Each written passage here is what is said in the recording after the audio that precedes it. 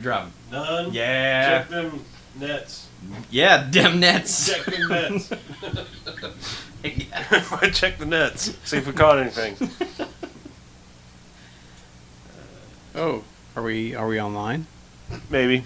You might want to put down BJ's obnoxiously tall mic arm. I'm just saying, like. Well, he's gonna come in on Wednesday, but who messed with this? Who touched Yeah, but it's Whatever. Also covering your face, but whatever.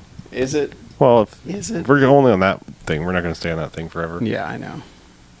I know. That's just the wide establishing shot as we build. We do some world building. Oh. Yeah. Ooh. Yeah. This live stream is starting soon. You're starting soon.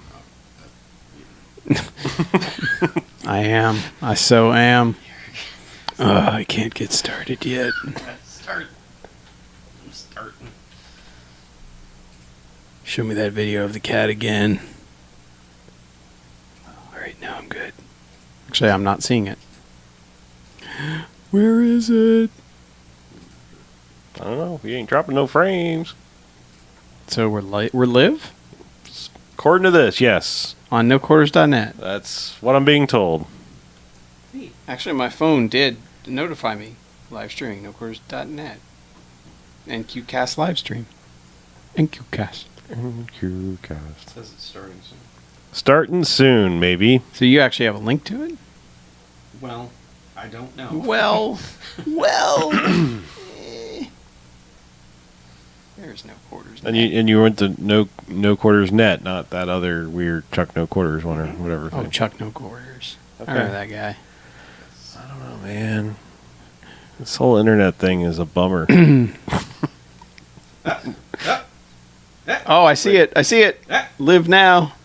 There it is. NQcast We're really live like that stream. far behind or something? Or I whatever. don't know. We're about to find out. If I unmute this here stream. Oh no, it's the wrong podcast. Quick, What? go away, lower thirds. Pew Pew pew. Pew pew. pew pew. Now they're gone. Everybody go away. All right. So you posted it on the Twitters. This gonna be BJ over here. Somebody posted on the Twitters, man. For God's sake, post it on Twitter. Oh, easy there. Pardon me. I had a frog in my throat. They'll clear it out with 1893 from the makers of Pepsi Cola. Original Cola, a bold spin on an original cola. Man, Right. How many times are they going to say original cola? As many as they can. not as many as they originally planned. Let me get to this tweet. Retweet that tweet. Boom. What? Things Boom. are buzzing and shit. I heard it buzz. Boom. That's the evidence. But boom. What you doing there, cat? Hi, cat. What are you doing? I'm gonna make the lower third go away while we try these delicious Pepsis. Yeah. That'll be the way we start Uncensored this Pepsi. thing. Yeah. Pepsis. Cold ones. Crack mine open. Oh, listen to the that's right. sound. Listen to the gentle crack. Release the bouquet Mm-hmm. or bouquet, if you like. Smells like a cola. Tastes like a mat.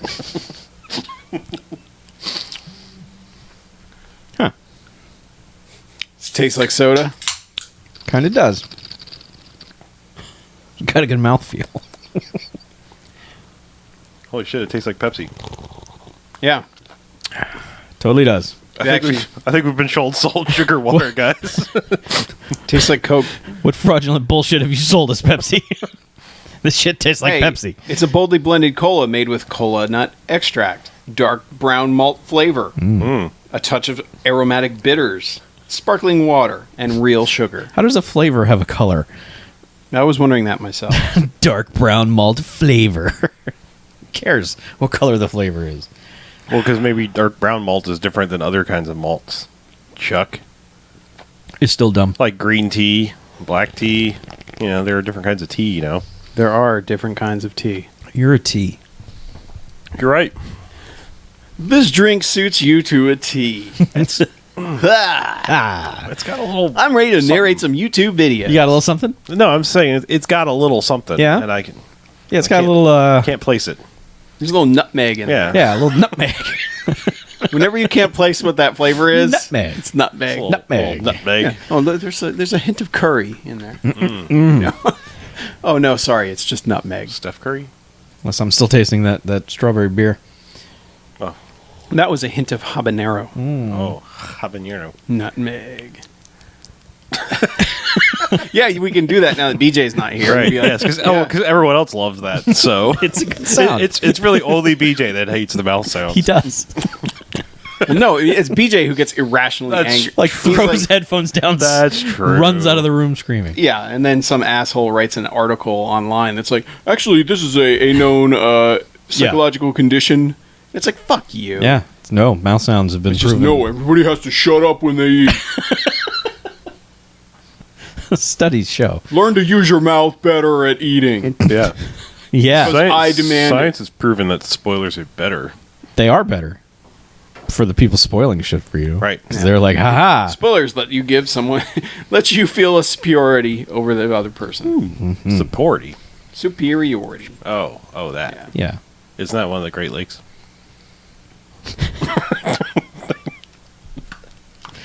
Yes. Yes, it is. Nailed it. Man, that's eerie. Boom. You are just filled with Wow. bodies of water You are jokes. spot Ontario. Aha. Well, I'm gonna- well, here on this show today. Yeah, good luck with Michigan. Yeah. It must be the cola nut extract. You think that's what it is? Because everything else is in normal fucking soda. I wonder if this is just throwback Pepsi in a different, in a different. In a skinny Yeah. can. In a can designed for nonlinear value. Right. Like, good luck putting this in your cup holder in your car. Right. Watch as it falls over and soaks your instrument panel. You don't besmirch the 1893 by drinking it in a car. It needs your full attention. Yeah. They didn't have cars in 1893 to put their Pepsi Yeah. They in. did, Chuck. there just weren't a whole lot of them. Yeah, it's just the cup holders Two in your, cars. in your horse-drawn buggy Yeah. were a lot thinner to accommodate this kind of can. In your horseless carriages. With your horrible fair trade certified logo. Yeah. We need to talk about your fair trade logo. We really do. Yeah. It's problematic. It is a problematic logo. Yeah. There's about 17 things you should look into regarding 17 things you never noticed about the fair trade certified logo. this. Number one, it's racist. Yeah. Number two, racism. If you're one of those people that sees inverse colors first, Yeah. it's horribly racist. It's really bad. You guys should look into that. You should totally look into it. Yeah. Oh, cat wants chomps. Uh-oh. Hey. Get them chomps. Get down, you palooka. Nah, she was going for the human tornado. Oh. I thought it was Troubleman. Troubleman. Yeah. Where is Trouble Man? It's up on the top Oh, shelf. he's one It's top shelf higher. Okay. Yeah. Troubleman. Troubleman. Man of trouble. Mr. T, the Yes. Troubleman. Oh, yeah. I guess I should open up if there's going to be a chat, maybe. Is there a chat? No. No. It's Chuck saying nutmeg with a hyphen in the middle. Nut hyphen meg. Why'd you have to put a... No. A hyphen makes it not cool, Chuck. It's a pun. Nutmeg's a flavor. That's what's in 1893, even though they don't list that in the ingredients. Yeah, it's in there. Nutmeg. Nutmeg is actually also known as cola nut extract. Right. With a K. K. Cola. E-X-T-R-A-K-T. how the kids spell cola. Extract. With a K? With a K. Cola. Like combat? Yes. Yeah, like Mortal Kombat. What about coins Yep. and crypts? Also. So, does anyone else have the document open? I do. Yup. Is that everything in there? Yeah. I thought you had played more, Mr. Harlow. That sounded like you just taking a drag off the fucking e-cig there. It had that little bubbling sound. Played Overwatch. Oh, yeah, Overwatch beta. That's why I forgot about it, because I what I do is I go and I look in things and there's history, but that's on its little Blizzard app by itself. Yeah, I played a lot of Overwatch beta. Overwatch. Overwatch.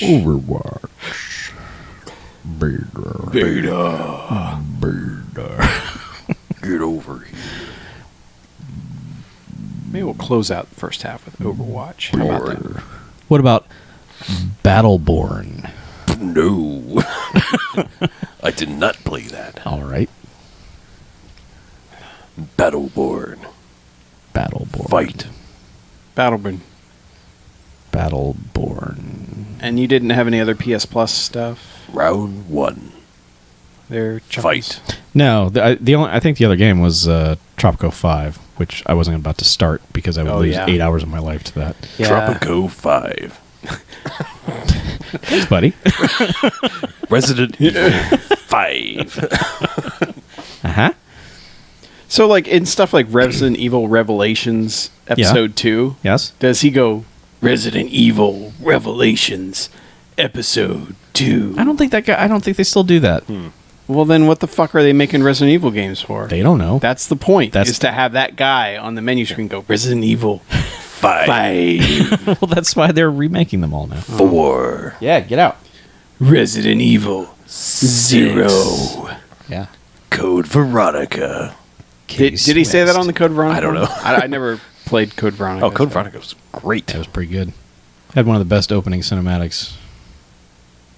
Lots of good helicopter shooting through windows while you're running through a floor of a building. Like, I remember playing the shit out of the game and loving the whole second half. Shit's falling apart parts. I don't remember anything else about that game. Which one? Code Veronica. Oh. Like Dreamcast days. Yep, played it on the Dreamcast. Say good Dreamcast. Rest in peace. Man, we should just talk about the Dreamcast. All right. Okay. Type it Dreamcast in. was Yeah. fucking awesome. We'll call ourselves the Dreamcast. Oh. Oh, shit. I bet you there are at least 7 Yeah. Dreamcast podcasts called Dreamcast The cast. Dreamcast. Well, it's like all those other ones Dreamcast that, podcast. like, for a while we had like 3 or 4 that popped up that were like, no quarters required. Yeah. No quarters necessary. Yeah. And there was one, the one, no quarter was actually pretty good. Mm-hmm. They reviewed coin-op games from the 80s. Yeah. That was actually a pretty good show. I see. Then I think they stopped doing it. Yeah, we put them out of business, too. Yeah, we shut them down. Just fucking outlasted them. DMCA'd those fuckers. Right. And then there were those people that tried to make their own Banff cast, BMF cast, and we're like, just so you know, I sent them a very nice note. Yeah, and they're like, nah, we're gonna keep doing this. Yeah. And then Yeah. 2 weeks later, they totally stopped doing it. They put out what, 2 episodes, Yeah. I think. Yeah. Yeah. And then shortly afterward, there was an announcement on the website. They're like, there's some infighting amongst us, and we're just going to have to take a break for a while, which is basically... They got yiffed in the A. Yeah. Yeah. They sure did. Well, okay, the gang's all here. Let's light this candle. All right. Ain't nobody here. But let's do it anyway. Okay. We'll make podcast now. Not you, Chuck.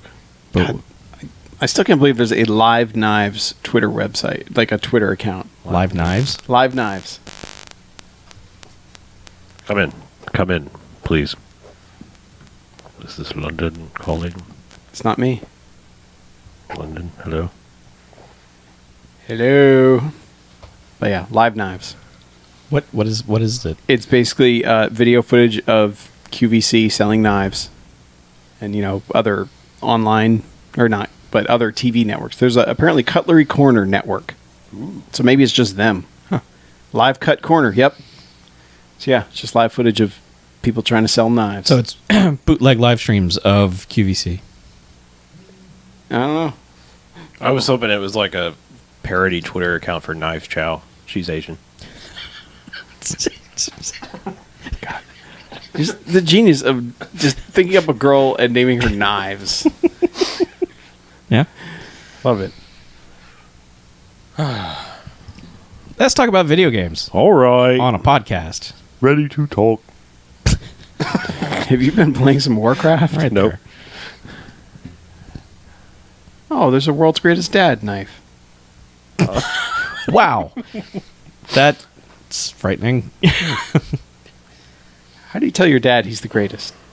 You give him a fucking knife that says he is. Yeah. And then if any other dad claims to be the greatest, you can fucking murder him. you knife be him. like, no, guess how I'm the greatest?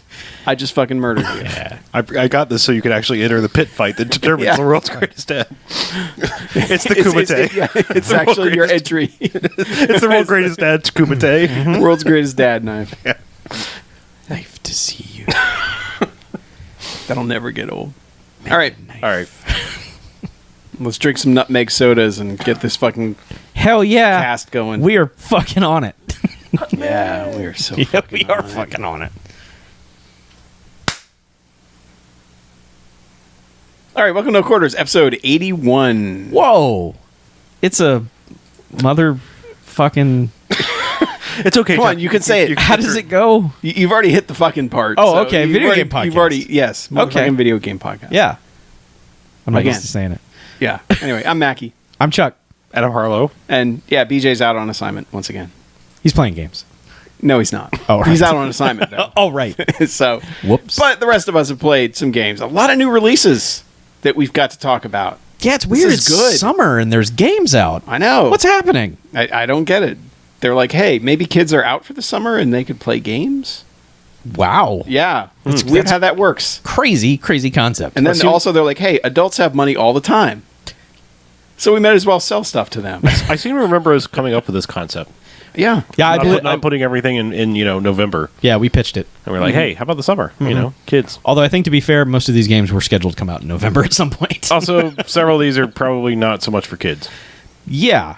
So, Yeah. whatever. It- Some of them are. If you make a violent game, kids are going to... Kids will gravitate towards that game. Probably, yes. It happens. Yeah, that's true.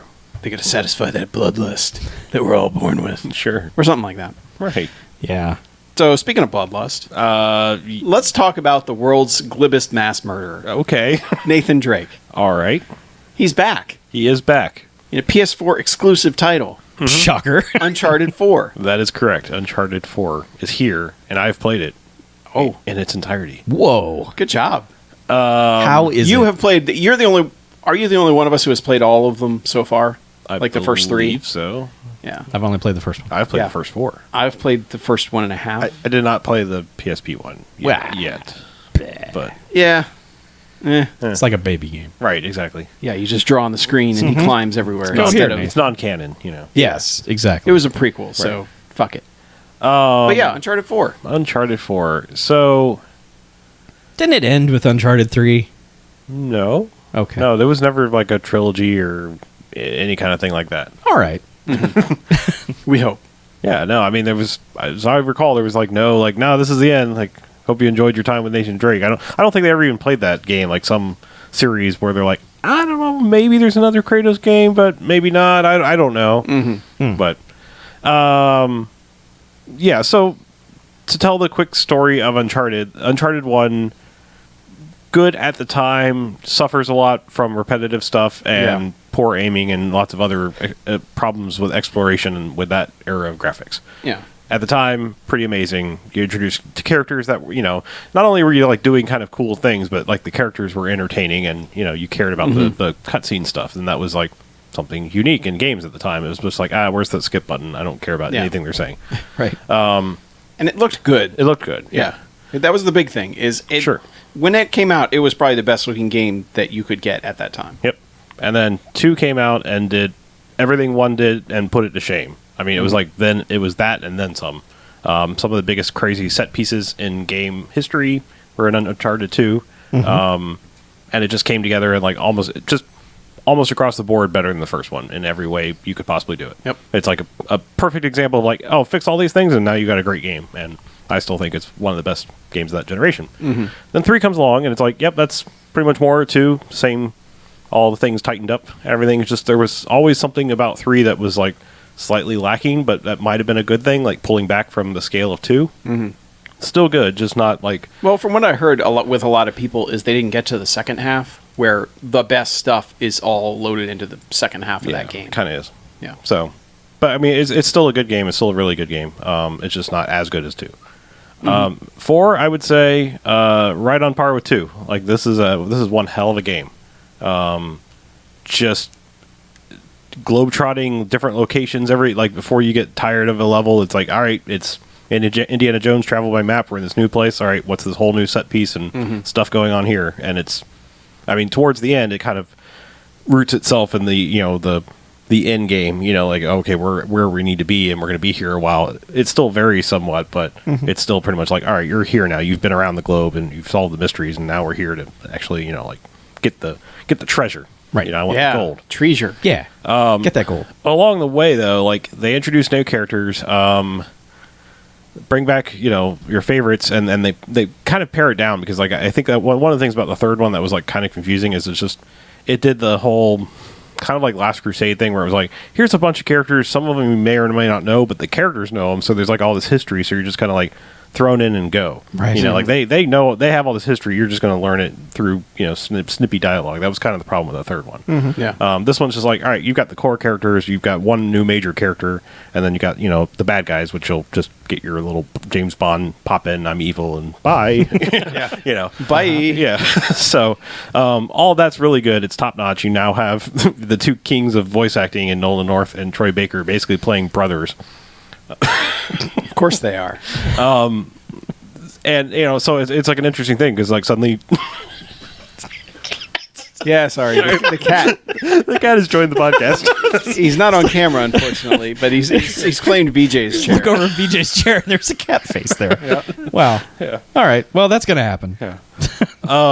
Yeah. So like, there's a long lost brother that previous to the series, you never knew Drake had a brother, and he just shows up, and it's like, oh, we thought you were dead, but you're not dead, and here's why. So it's like Spock's brother in Star Trek V. Yeah, it's just like Star Trek V. Oh, okay. Yeah. Is there ever a part where somebody goes, I never knew you had a brother? Yeah. And then Drake suddenly goes, what does God need with a starship? Yeah. Yeah. All these things are wrong. Okay. There. Okay. Yeah. I'm on board now. So we suddenly have a Miami connection. Right. Yeah. Star Trek V crossover episode in Uncharted 4. I swear I had so many more prepared things I wanted to say about this game, but they've completely gone out of my head based on the week I've had. Oh. The one thing I will say is there was an action sequence in this game that is probably the coolest action sequence in any form of entertainment I've ever seen.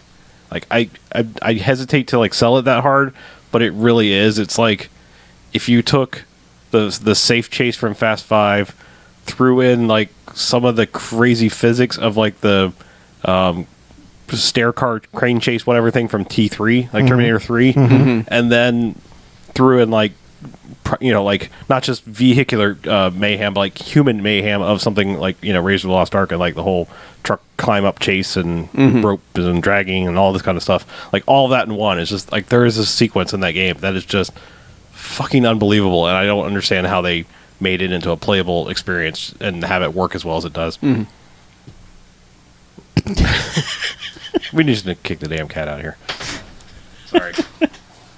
Gonna chew on shit. Get out of here, cat. Come on. Come on. Come on, cat. You blew it. Yep. You could have stayed.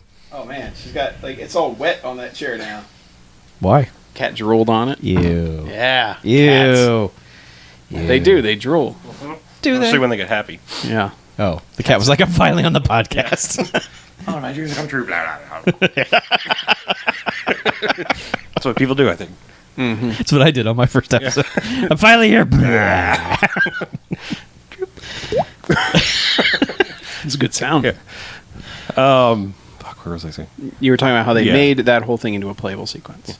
Yeah, the fact that like this thing never really like breaks and says, "Hey, I'm a video game," or "Hey, I'm a movie." It's like there's equal parts of like watching what's happening, having some control over it, and just everything just feeling so good. I mean, like it's really hard to explain until you sit and play through it. But I don't even like, if you've played it, you know exactly what I'm talking about, and when you play it, you'll know exactly what I'm talking about, kind of thing. Like there's no mistaking this scene from what I'm saying. And No. I don't know. I just like. And I'm assuming they tuned it right, so it's not like you're continually failing and replaying sections of it. Yeah, I didn't fail this at all, like, first playthrough. So, Yeah. It just was like, it's at, like, edge of the seat action, but, like, doable. Like, I know what I need to do. And Yeah, it's not gonna beat you to death with I think video that was games. something they did smartly in Uncharted 2. I think that made it better. Right. Was the game was easier. Like it was just I was playing through it normal, and just the first one I kept dying so much, and then the second one I realized I'm really not dying at all, like ever. Like the only times I was failing was like I was occasionally stealth stuff that I screwed up. I was or, occasionally breaking like on climbing puzzles, like 3D platforming things. Like I'd swing out and be like, "Oh, that's the wrong way," and hit the button and fall to my death. And get the but in general, like you never got to the shooting parts, and we're like, "Fuck this game." Basically, no, not really. Yeah, and it looks pretty good too. yeah, I would say that. Like just so you know, it's not all sunshine and rainbows. Like if I have a negative for this game, it's a fairly sizable one in gameplay style. There is a problem where a game like this wants you to do stealth stuff. Like they introduce cover mechanics and then this like tall grass weed situation where you can like duck down and hide. They won't see you kind of thing. But this game has no attract whatsoever. There is no pick up a rock. There's no like. So you're stuck just waiting for them to run their circuit. Yeah, you're waiting for them to like do their stupid pathing, and that like at this day and age, I'm like, really? Like, I mean, you're not encouraging me to do stealth. You're making this a fucking hassle for me to do stealth. I'd rather just open up and like have a couple more guys join the fight than sit here for 20 minutes and wait for you to maybe walk over here towards me. Wow, this guy's not looking at me too. You know, kind of thing. So that's a bummer. I mean, so you need a 20-sided die to throw at them. You need something. Like in Blood Dragon. Yeah, you need something to throw at somebody. I mean, there were points where I was like I was so perfectly entrenched, but like the guys were like on the other side of the complex that there were points where I was just chucking grenades like down canyons, just like what was that? So they all come running over here towards me. I'm like, yeah, that's subtle, that's stealthy. Hucking grenades. Totally. Yeah. Oh, that must have been nothing. Yeah, probably. I guess I'll go back on my path. Yeah. Yeah. So it has some gameplay issues, but they're minor and like very sufferable. I mean, I guess like I just wish there'd be a point where we could get away from that kind of sequence altogether. Like encourage a pure stealth version of the game or something like that. Just But there's a whole like you play the game and it wraps up really good, and then like you asked if like they were putting an end cap on the Nathan Drake storyline. I still don't know if they're doing that, but there's this epilogue after the game that could like it feels like it could be an ending where it's like, all right, maybe we're done with Drake. I don't know, but I know they want to be. Okay, well, it's one of those things where like they would really like to move on and do something else. Sure. Well, and a lot of people that worked on it originally, like Amy Hennig is gone. Yeah. And a lot of other people, like a lot of the main people left, which was what had so many, like myself included, so many people worried about that game because it felt like everyone that was a lead on it kept leaving. Yeah. And plus, I mean, they took like a chunk of the game and like threw it away and started over.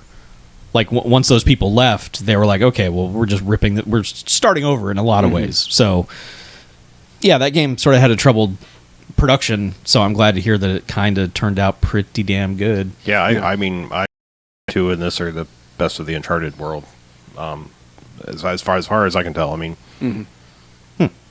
and also like I know it's such a major thing. What we've talked about on here before. Like, I want to get in and play a game, and holy shit, does that game do that better than anything I've ever seen?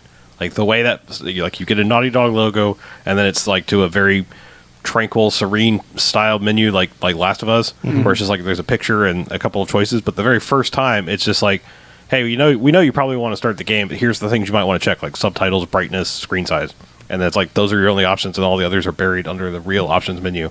And it's just like first time it's like, yeah, these are probably the things you're going to check first, and maybe sensitivity, but I mean, it was all about get you into the game as fast as possible, and it does that on subsequent reboots. Good. So good. I like it. That's the way to do it, people.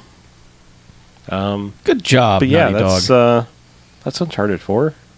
I'm a fan of the series, you could say. All right. Yeah. That sounds good. You know what series we're fans of? What? Doom. Oh, yeah. And guess what? There's a new Doom. There is a new Doom. Yeah, new Doom. New Doom. And you Doom. Doom 2016. Oh, yeah. AKA Doom. Yes. Yes, the Doom. Arrakis. Available at Red Boxes all over the country. Uh-huh. Oh. Currently. Uh-huh. That might be where I may have possibly picked it up for a couple of days. Yeah, Doom. I'm excited to play Doom. Man, It I looks enjoyed good. watching you play Doom.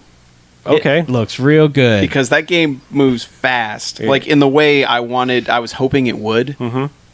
It is a And in fast-paced 60 frame per second FPS thing. yeah, Go on.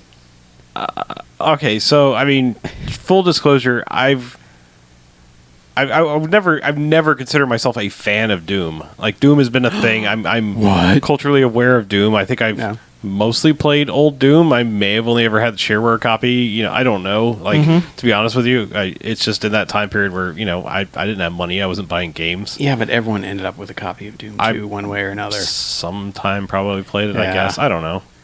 I know, like you start off on a space station and eventually go to hell.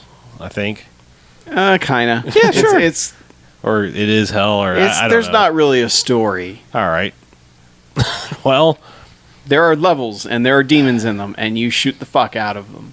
yep. Well, And there might be power-ups that you can see, and eventually That- you get to. that all sounds like the game of which I was playing for a Yep. while. And when you pick them up, monsters pop out of a closet that opens up because you picked up that power-up. Sure. I don't know if that happened, but okay. Okay.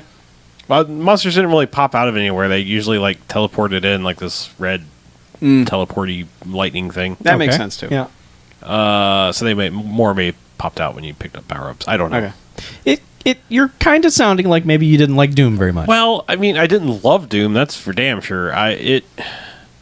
It's kind of fun to play, and then like at a certain point, it's just like, yep, this is Doom, and at a certain point, it's like, yep, this is still Doom, Uh-huh. and then like I got all the way to like I was in hell. My objective was get the fuck back to Mars.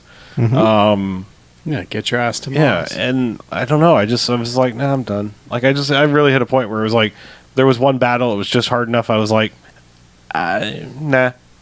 Like it was just one of those like amicable. Like, nah, I've experienced Doom. yeah. I feel like I've gotten all the Doom I could possibly need out of Doom, and so I ejected it and took it back to the red box. And I mean, no hard feelings. It was just like I was like, I feel like I've grown past this gameplay style for. It sounds like you're breaking up with Doom. I just it's not you. not you, it's me. Yeah, I've grown. I've seen that I need more than just circle strafe Than just Doom. Yeah, just Doom. Yeah. Okay. I mean, I wasn't playing it wrong. Don't get me wrong. I mean, don't like, oh, well, you just must suck at Doom. I could be better at Doom. I just don't care. Like, No. like it's just not fun to me. Like that constant in motion is just kind of like literally one of the menu things when you're loading up. It's like always try to stay in motion. Standing still is death. And I'm like, yeah, that sounds about right.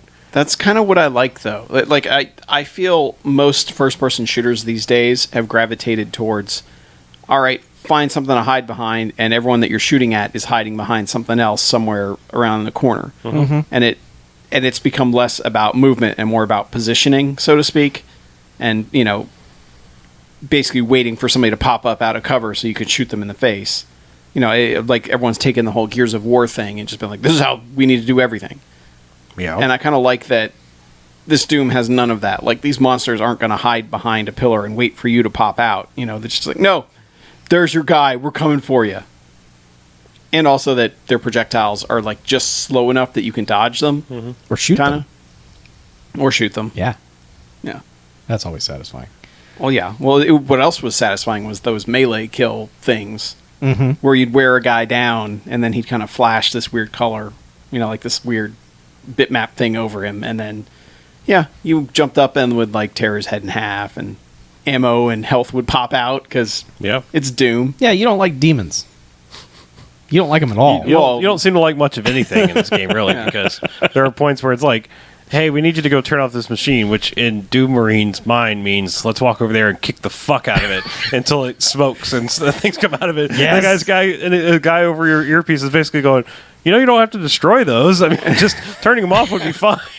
No, I like Doom Guy. Doom Guy does not give a fuck. Well, there's a weird like knowing sense of humor in that game.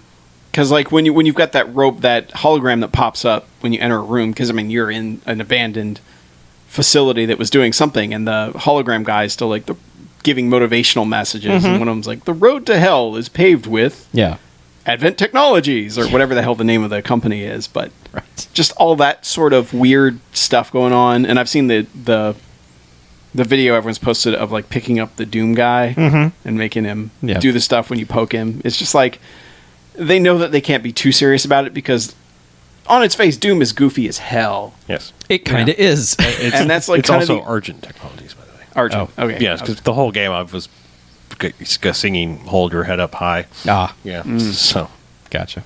But yeah. I didn't get to play it. I only got to watch you play bits of it. But I wanted to play it by watching that. To me, it felt almost, because of how vertical it was, it felt almost like playing Quake, but at the speed of Doom, which... That's weird, because I always thought Quake was the fast one. No? They were both pretty fast, but in different ways. Yeah. If that makes sense. Probably not. No, it does. I mean, well, and Quake was more... I mean, there were enemies that were just like hit scan type enemy. Like, if they shot at you, you just were hit. You weren't dodging it. And there's a lot less of that in this one, at least.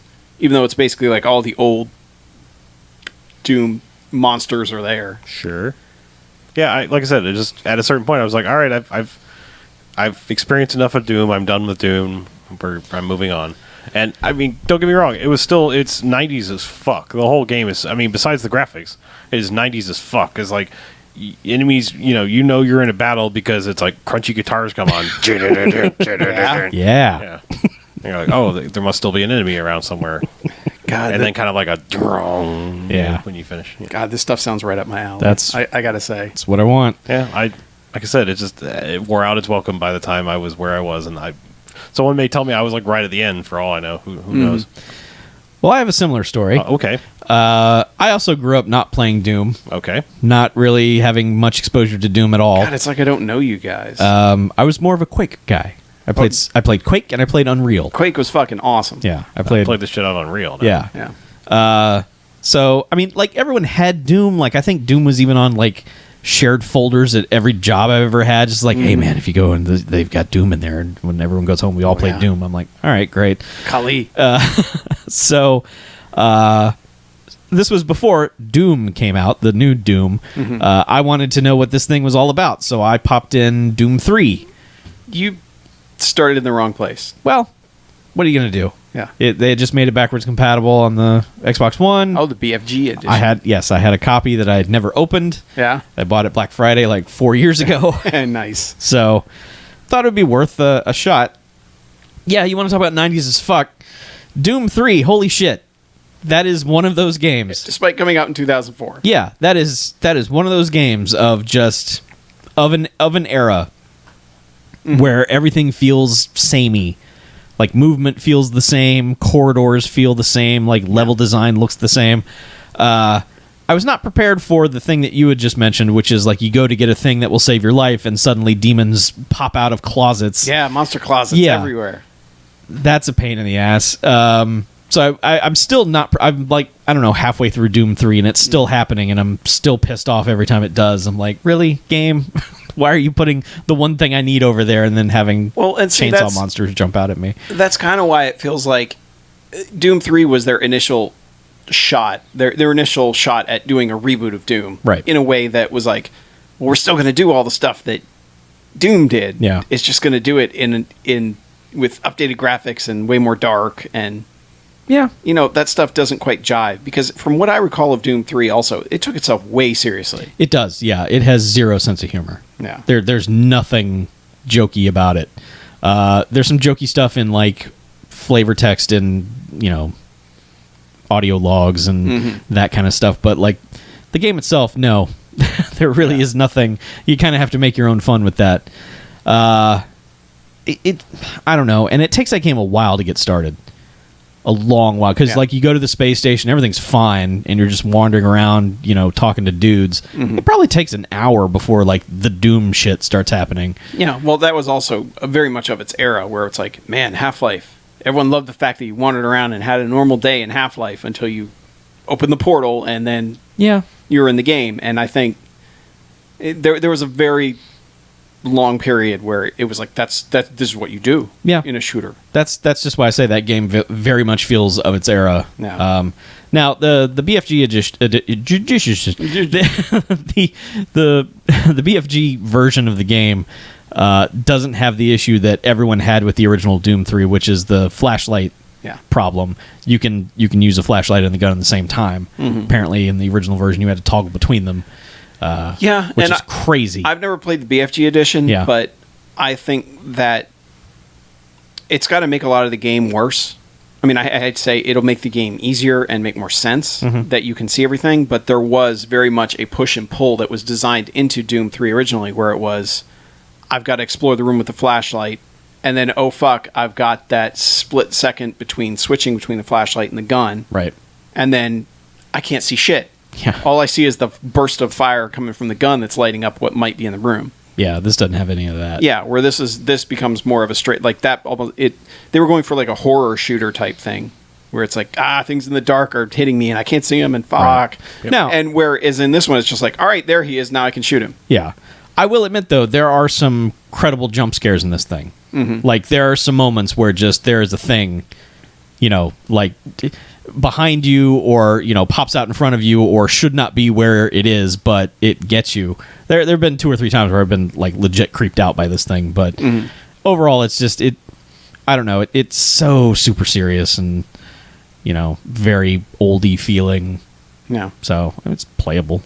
Yeah, I remember getting through, I bet I'm like an hour from the end of it on my PC save from 2004. I'm probably so close to the end of that game, but I just couldn't care by the end of it. It was just like, Yeah. Welcome to New Doom. Yeah, much like what you're talking about, where it was just like, I've done all this stuff. Well, when your encounters start being like, oh, okay, last time there was one of these guys, now there's 2 of them, so that's tougher.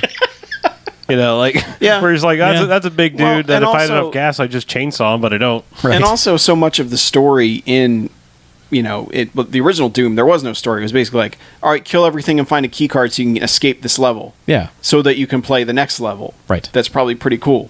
And that was like Doom and Doom 2. And so Doom 3 was like, well, we have to have a storyline to get through it, but your storyline has to boil down to, all right, go find the key card and then open the door and go. And I'm assuming that's what this Doom is kind of like for the most part. Yeah, except it wants you to do a lot of backtracking to get those collectible things. Yeah. I will say the one, like, attention to detail thing I like in Doom 3 is that it goes above and beyond to explain, like, the science of this facility. Like, every room you go into, it'll intricate detail of, like, what the purpose of this room is and why it has such crazy, insane-looking equipment and what that equipment is. That's a little bit of context that I appreciate because, like, if you didn't have that, this place seems fucking nuts. Yeah. Like, just the machinery in all these places, you're like, what is that thing for? What does this do? Why? It's the dude dissector machine. Don't you know? Yeah, exactly. Like, this whole facility is a death trap. Yeah. Like, why? Why did we build this? And God, I remember Doom 3 when it came out. The biggest deal for, like, most people was walking up to a terminal and just being able to, like, zoom in and read it. Yeah, oh yeah. Like, and it wasn't a texture. Yeah. Because, like, for every game before that, it was some low-res texture, and then you top it, and it would, like, pop up a different window that would be like, oh, this is what it says. Yeah. Yep. And that one was just like, oh, zoom in on that, and then zoom back out. Yeah. Which, that stuff's cool, but it's just funny when I think about how I just described Doom, where it's like, okay, good, somebody tells you to go get a key card, so you get a key card, and then you open the door. It's like, I kind of am describing Dead Space, yet... Oh, yeah, but... Yet Dead Space... It's so much better. It's kind of like the best Doom game. Kind of almost. Yeah. Like, if Doom was a third-person game, it would be Dead Space, and it would be, hopefully, as awesome as Dead Space is. Yeah. But it shows that you can take that basic facet of the game where it's like somebody tells you, okay, go get this thing so you can open the door and get out of there. And how many ways you can deviate from that and make it work while still basically being the same thing. Okay, you've got to get here. Yeah. And you need this thing to get there. Yeah, and it seems like the entire narrative of Doom 3 is just a guy on a radio somewhere yelling at you the entire time. Like, all right, now you got to get over here. I'm safe somewhere. I'm not going to tell you where, but you got to go put this thing in that thing and then do this. That's kind of Dead Space, isn't it? Like, most of your narration is coming that from was a big complaint. Disembodied voice. Yeah, but it's like, it's different people at least. This is just like some dude who got away and is just hiding somewhere and seems to know exactly where you are the entire time and is telling you to do all these crazy things. I'm sure it's revealed at the end, Chuck. Okay. I can't wait. Actually, I doubt it.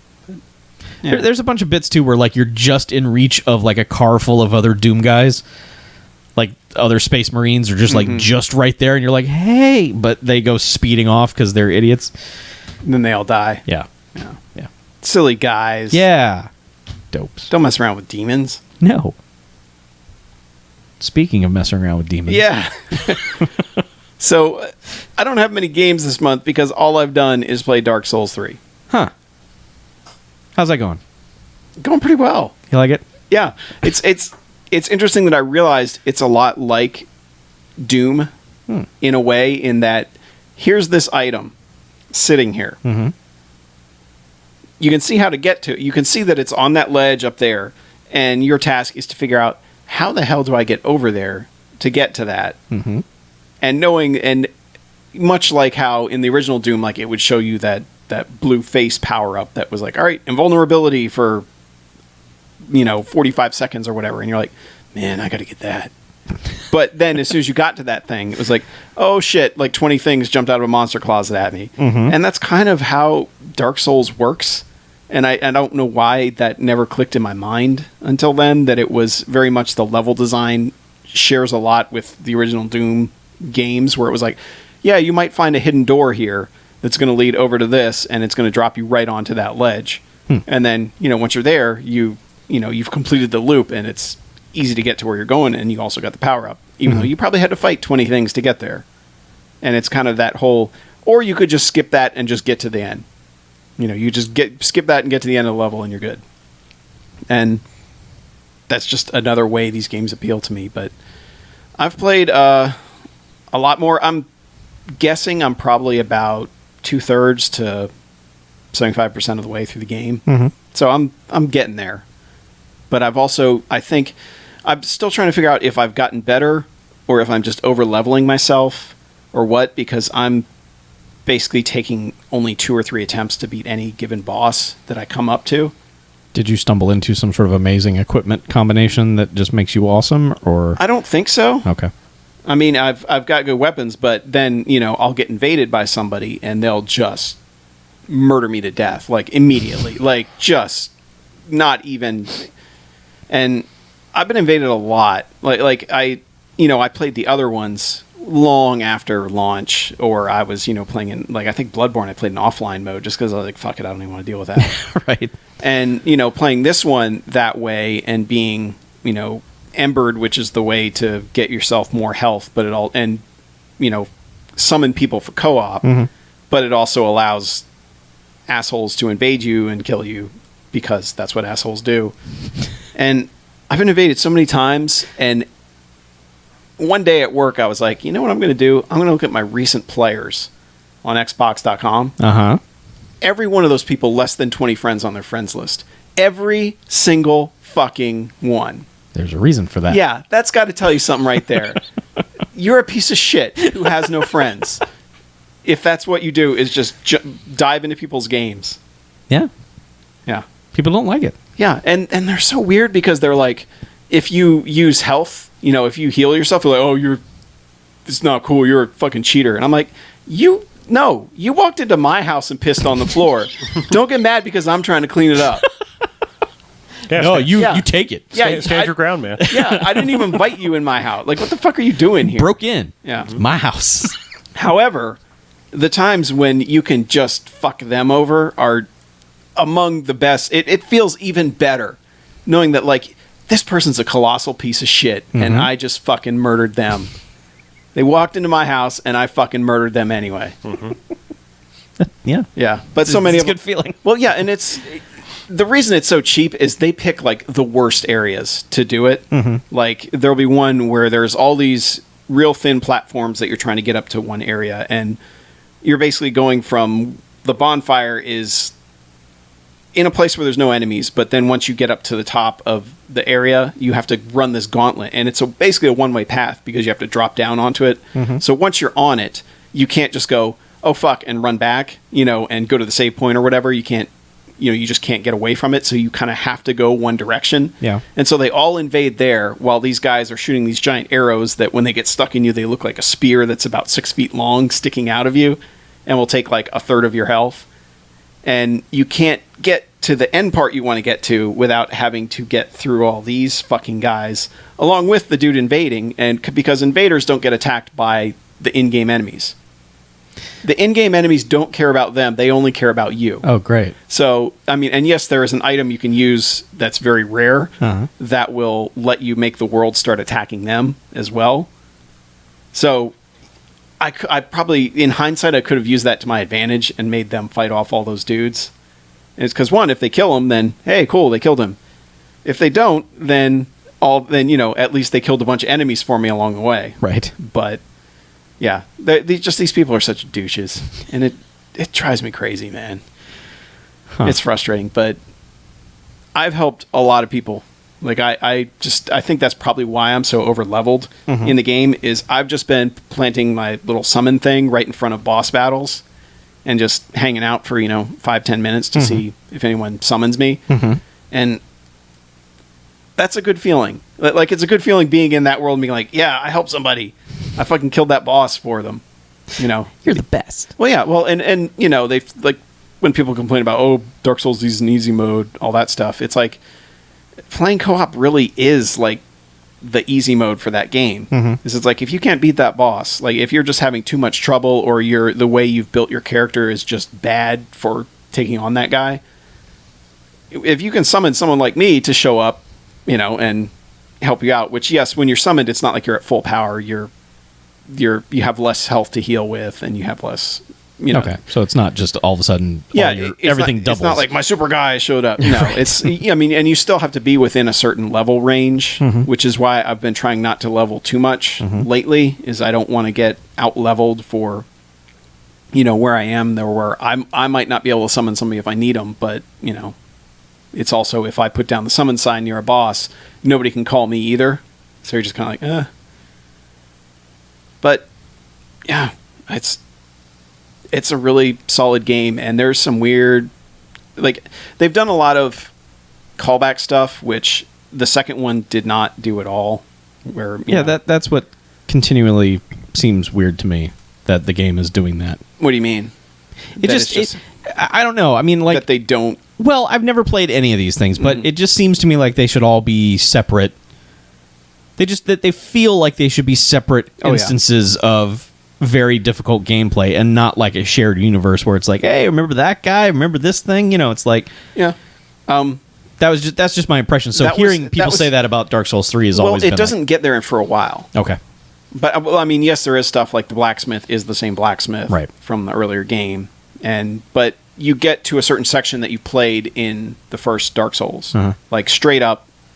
Here it is. 1,000 years later, or whatever, however long it's been, and there's one of the giants you knew there is, you find his body, and this is a guy that you went to, he was like a vendor almost, so you know exactly, like if you play the first game, you're like, oh, fuck, this guy. Okay. And then there's other areas you go to where you're like, holy shit, I know exactly what this is. Right. Which is really, like, I think it works because it's just that one part. And there is one area that it's like, wow, whoever did this was like probably the lead on Bloodborne, because this is straight up Bloodborne area right here. Even though the enemies are not anything like Bloodborne enemies, but right. Like the architecture and everything that you're in, you're like, oh shit, yeah, okay. but I'm still enjoying the hell out of that game. I feel like I'm behind now. Like, everyone beat it already. Yeah. So I'm kind of like, yeah, I got to this guy. And everyone's like, yeah, who cares? Oh, so. It's kind of like I've almost missed the zeitgeist. The zeitgeist has passed you by. Because I took so long to get through it. And eventually it's going to be everyone's going to, it's going to be like Dark Souls, where it was, a year or two ago, where everyone's like, oh, yeah, that guy. Holy shit. Yeah. But now everything's so fresh in everyone's mind that it's not like, oh, we've played through this like 5 or 6 times now, and we know all that. But yeah, there's a lot of complex stuff. I thought I was getting married in the game. I'd done a storyline where like, oh, your bride is waiting for you at this location. I'm like, huh, all right. Yeah. Yeah. I'd been talking to that chick. Did that end badly? Yeah. Huh. Yeah, it did. Yeah. So you got married. Yeah. Zing. So, but all right, spoilers if you actually care. I'll talk about this for like 60 seconds, but that's it. But so jump ahead if you really care about that. But you basically you go through a storyline where these pilgrims have, you know, they're looking for the new leader, and the leader has to take a bride. And they're like, all right, well, you know, this person you met for, this is your bride. Mm-hmm. So, and they're like, all right, you go here, and you go through this really long archway, which is actually one of the areas that was in Dark Souls 1. Mm-hmm. You get to the end, and her body's laying on an altar with a shroud over her face. And the guy, before you'd entered there, had given you this weird sword that you can't use as a sword. It's like a item, you know, like a quest item. Mm-hmm. Yeah. The ceremony is apparently stabbing her face through the veil while she's there. And then they're like, all right, cool. You're done now. I was like, that's horrible. yeah. I was like, I guess I'm not married anymore. No. I don't know what happened there. That sounds worse than a Game of Thrones wedding. Yeah. That's considered Yeah, that a I don't know if she divorce. was honestly. I don't know if she was dead already. It was implied, I think, that Okay. they had killed her, and then I don't know what was going on. But apparently, this leads to the hardest to gain ending. So Oh. apparently, as long as I don't do one thing involving like healing something with the level up lady, I will get the cool ending that is the rarest one. So we'll see. Yeah. So hopefully, my bride doesn't come back and stab me in the face. Sounds Yeah. like maybe you deserve it. Yeah, definitely got to get that bride face stab, no heel ending. Yeah, that ending. Yeah, that's the best one. It is. But It really is. but yeah, The face turn healing. there you go. God damn it. But no, I think they've used like recycling old areas well, or that old area, that section of the game. I think it's one of those things where they've done it right, where it doesn't feel cheap at all. It feels, and it's far enough into the game that it feels like you've earned it at Yeah. that point, and it's a good kind of like, oh shit, this thing type, you know. Yeah. It's a cool feeling when you get there. But yeah, hopefully by next month I'll have beat it, and I will have played other games. So I'm can curious, talk about- this whole like online be joins thing, is that something you can turn off in this one? Yes, you can play offline. Oh, okay. Which happened a lot because there were still those weird like log in, log off issues.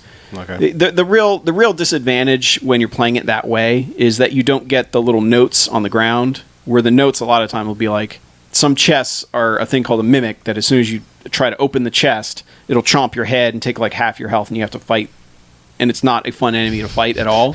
But a lot of times people will leave a little note in front that says like, you know, liar ahead, because Right. it's like this weird like parser interface where you have to like choose a noun and a verb, but Oh, I they're see. like Okay, a very yeah. weird list. So people are like kind of vague, but like a lot of the hidden walls, like the invisible walls, where you just, if you run up and you hit them, they open up, you know, which is another Doomish thing. Right. But you know, a lot of those will be marked. So you'll be in a hallway, just you're like, there's nothing here, and then you'll see a little note that says, you know, like illusion ahead or something like that. So you don't get any of those notes, but yeah. But if you want people to join you, specifically for co-op, you can put in a password. And if that person, you know, if you two are in the same area, so if you're in the room before a boss and Chuck's like, I need you to help me with this boss, the password is Chuckles, you know, as long as I've got that password put in my options menu, Yeah. I will see your summon sign, Oh, okay. or you'll see mine, and we'll be able to join the game regardless of what level we are. That makes sense. It'll level me down to your level or level me up or whatever it is, so that that whole level cap thing, that whole range, makes it easier. Which in Dark Souls 1, that was a complete pain in the ass, because a friend Drew and I were trying to match up, and we'd be like, all right, I put the summon here on this specific spot, and you know, and it was like a 1 in 20 chance of it showing up. So it's like I'd do it, and if he didn't see it within a couple minutes, I'd have to quit and come back in and do it again and again and again. And it was just like, now at least it's like, all right, we got the password. All right, there you are. Good to go. So Dark Souls is getting better at being Dark Souls. Kinda. Like, it's got ideas that it can actually execute now instead of just being vague and mostly broken. Kinda. Okay. I mean, I think they've realized what people like when people found workarounds for stuff. They're like, fine, you here. You know, because it was like when they found out basically everybody was doing these specific workarounds to do the thing. They're like, let's just build it in, because they're gonna Do it anyway. they're going to do the workaround anyway. So I think it feels more like that, where they're like, well, we designed this system to make it difficult because of this, you know, to make it more randomized. But, you know, once everyone figured out how to do it, they tailored the game more to what the audience was doing. So I think, yeah, they have figured out kind of how to make them better as far as more user-friendly in that stuff. But, I mean, it still feels like Dark Souls. It's not like it changed a lot about it. There's still plenty of assholes with less than 20 friends on their friends list jumping in your game and murdering you very quickly. Those are terrible people. Yeah, but it feels good to fucking send them to hell, let me tell you. God damn. Because fuck them. Fuck them. Wow. Well, Yeah. Huh. Well, let me tell you what doesn't feel good. Chuck, you say you want a revolution. Yeah. Speaking of fuck them. Yeah. So, Homefront: The Revolution came out pretty recently, and I know a lot of the critical response to this game has basically been like, fuck that piece of shit. Yeah. It seems to be universally being shit on right now. And so I'd heard about all that and was like, you know what? This game is probably fine. It's probably Chuck fine. It's probably perfectly fine. And I know one day I'll play it and it's going to be fine. So I just happened to be at a Redbox and just looked at the list of games. I was like, oh, shit. It's here. We're doing a podcast. Maybe I should get the new hotness and play a little bit of it and see how Chuck fine it is. It's not. It's not Chuck fine at all. Aw. They're right. It's a bad game. This game is bad. This game must be atrocious. It's almost unforgivable how bad a lot of it is. Really? So I played through the first one. You know, I'm pretty sure we talked about it on the show back when I did.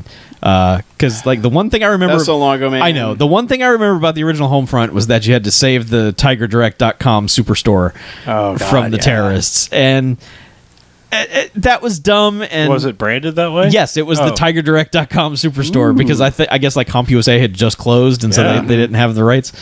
So you were saving all these branded, like, you know, pillars of capitalism. Oh my God. It was just really odd. But I still insist that a Red Dawn-esque video game is a good idea. And I base that... Yeah, Modern Warfare 2. Exactly, because, you know, they take over the burger world and you're like, fuck, get out of my burger world right now. This is America. What the pickle? So... they give you like this world building stuff at the beginning of the game where like North Korea is basically Apple, and North Korea has just amazing wealth and technology, and they have shared their technology with the world, and everyone has their tablets and their phones, and then they start making military shit, and then one day North Korea is like, you know what, fuck that, and they turn it all off. They just flip the switch. So like planes are falling out of the sky, and the entire U.S. military sinks into the ocean and everything. And so you're getting all this narration as to why this is happening, and the guy just basically says, they wanted to steal our freedom. And that's it. That's the only fucking motivation that they give for why this has happened. It doesn't make any sense, because then you get to like the year of this game, which is 2025, and you're in Philadelphia, and everything's just a fucking wasteland with just tanks everywhere, like just berating every American person. There's no Philadelphia. Yes, but there's no point to any of this. Like, there doesn't seem to be a reason why North Korea has decided to do this. I don't understand why. So then you go through what feels like fucking 2 hours of not shooting dudes, just walking from place to place. And if you can imagine like Red Dawn, but if like the Wolverines had existed for, I don't know, 10, 15 years and had built up this entire bureaucracy within the resistance, where everyone is bitter and no one trusts anybody and everyone hates everything. No.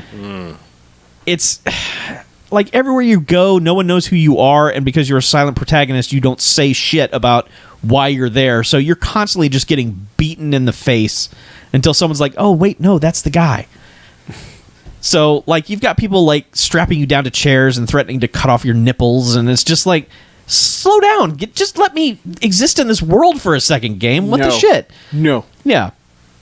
So, I mean, it's bad. It takes forever to get to where it's going. The frame rate, holy God. I am not a frame rate person, but this game is fucking 15 frames a second, maybe. Really? It's a consistent 15 frames per second, but it's like it hurts you to look at it.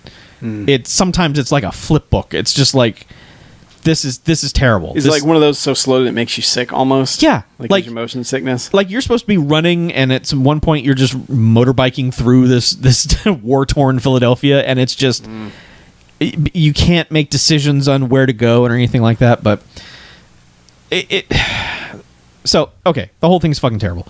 It also Assassin's Creed's the whole thing by just you get to Wi-Fi access points, you hack them, and then your map just fucking pukes all over itself with icons of all the shit you're supposed to go do. So it's derivative, it's bad, it doesn't run well, it doesn't play well, it's not fun. It has one redeeming moment that I don't think... It's so odd for cutscenes in a video game to have like a legit like bad movie type thing in them because they're so scripted and polished and they can't... Why would it be something that looks and seems stupid? But during like the 2 hours of nothing that you're going through in the beginning, there's a scene where you're like meeting with the head of the resistance, or no, you've been taken prisoner by people who want to know where the head of the resistance is. Okay. All your friends are getting tortured, and then like, you know, the head of the resistance just kicks the door in and is just like, surprise, motherfucker, and starts shooting everybody. Yeah. Always good with a surprise motherfucker. Yeah, so there's a struggle at one point between the dude and the main torturer guy. You're tied up with duct tape to this chair and you've fallen on the floor, so you've got this weird perspective, and you've kind of got one hand sort of loose. And while like the main torturer guy is trying to murder the head of the resistance, you can barely reach out. Now this is all scripted, like you're not doing any of this, but you can barely reach out and pick up a cell phone with your hand still bound, and you just kind of like chuck it over the, just kind of at his face, like with the force of a toddler. Like there's no nothing, but it just goes pink, and it's the dumbest, like, why you attempted to do this, I don't know. It did nothing. It does nothing at all, but it's just like little objects. You just go, like a block. You just go, pink, and the guy's like, what? And it is the dumbest, like... Are you in control of this, or is it just none of it? Cutscene? It's all... You're not doing anything. You're just watching it. That's why it's so bizarre. Why there's this completely ineffectual moment to set up your character who just picks up this thing and with no force whatsoever throws it at a person who it has no effect on whatsoever. It's like, this is the worst like world building for your character I've ever seen. Like you're a silent, useless human being. Enjoy your 30 hours in Homefront: The Revolution. I said no, and I took it back to Redbox. You didn't want a revolution. I did not. I most certainly did not. Maybe if they fix their shit, I will come back on PS4 or Xbox. to PS4. Yeah. So I tried some of their multiplayer. It's fucked up too. So just go to hell, game. Yeah. All this, the theme of this first half. Just go to hell. Well, real quick. Hell diversion. Did you try any Doom multi, or did you get enough No. in beta? Yeah, I had no interest whatsoever. Okay. Just checking. Since he mentioned multi. Yeah. However, you did play something else multi. Yeah, multi only. Ooh. I believe I was kind of giddy last No Quarters, as much as I can be, about a certain game called Overwatch. Yeah. So I decided to go ahead and buy it on the PC because you can buy I don't need all the digital tchotchkes edition. That's $40 instead of $60 that they force you on the consoles. Yeah. So that entitled me to get in on the beta a little bit early before it went open, which I was going to take part in anyway. So I played a fair amount of Overwatch beta from the time that I did that till it closed the open beta. Hit like level 20. I don't, that's just leveling up. Leveling up in the game doesn't mean much. It's like you level up and you get some, every time you go up a level, you get this loot box that has like skins and taunts and sprays and things like that. Things that, they might be hats as part of your skin. Like some people, the skin isn't just a color change. It's like they're wearing a completely different outfit. Oh, I see. Okay. Which actually sometimes can be really weird in a multiplayer game because like some of them look so different to the actual person. You're like, which character is that? Oh shit, it's this person. So actually it can sometimes almost be a slight advantage. So I came away from all that thinking Overwatch is really cool.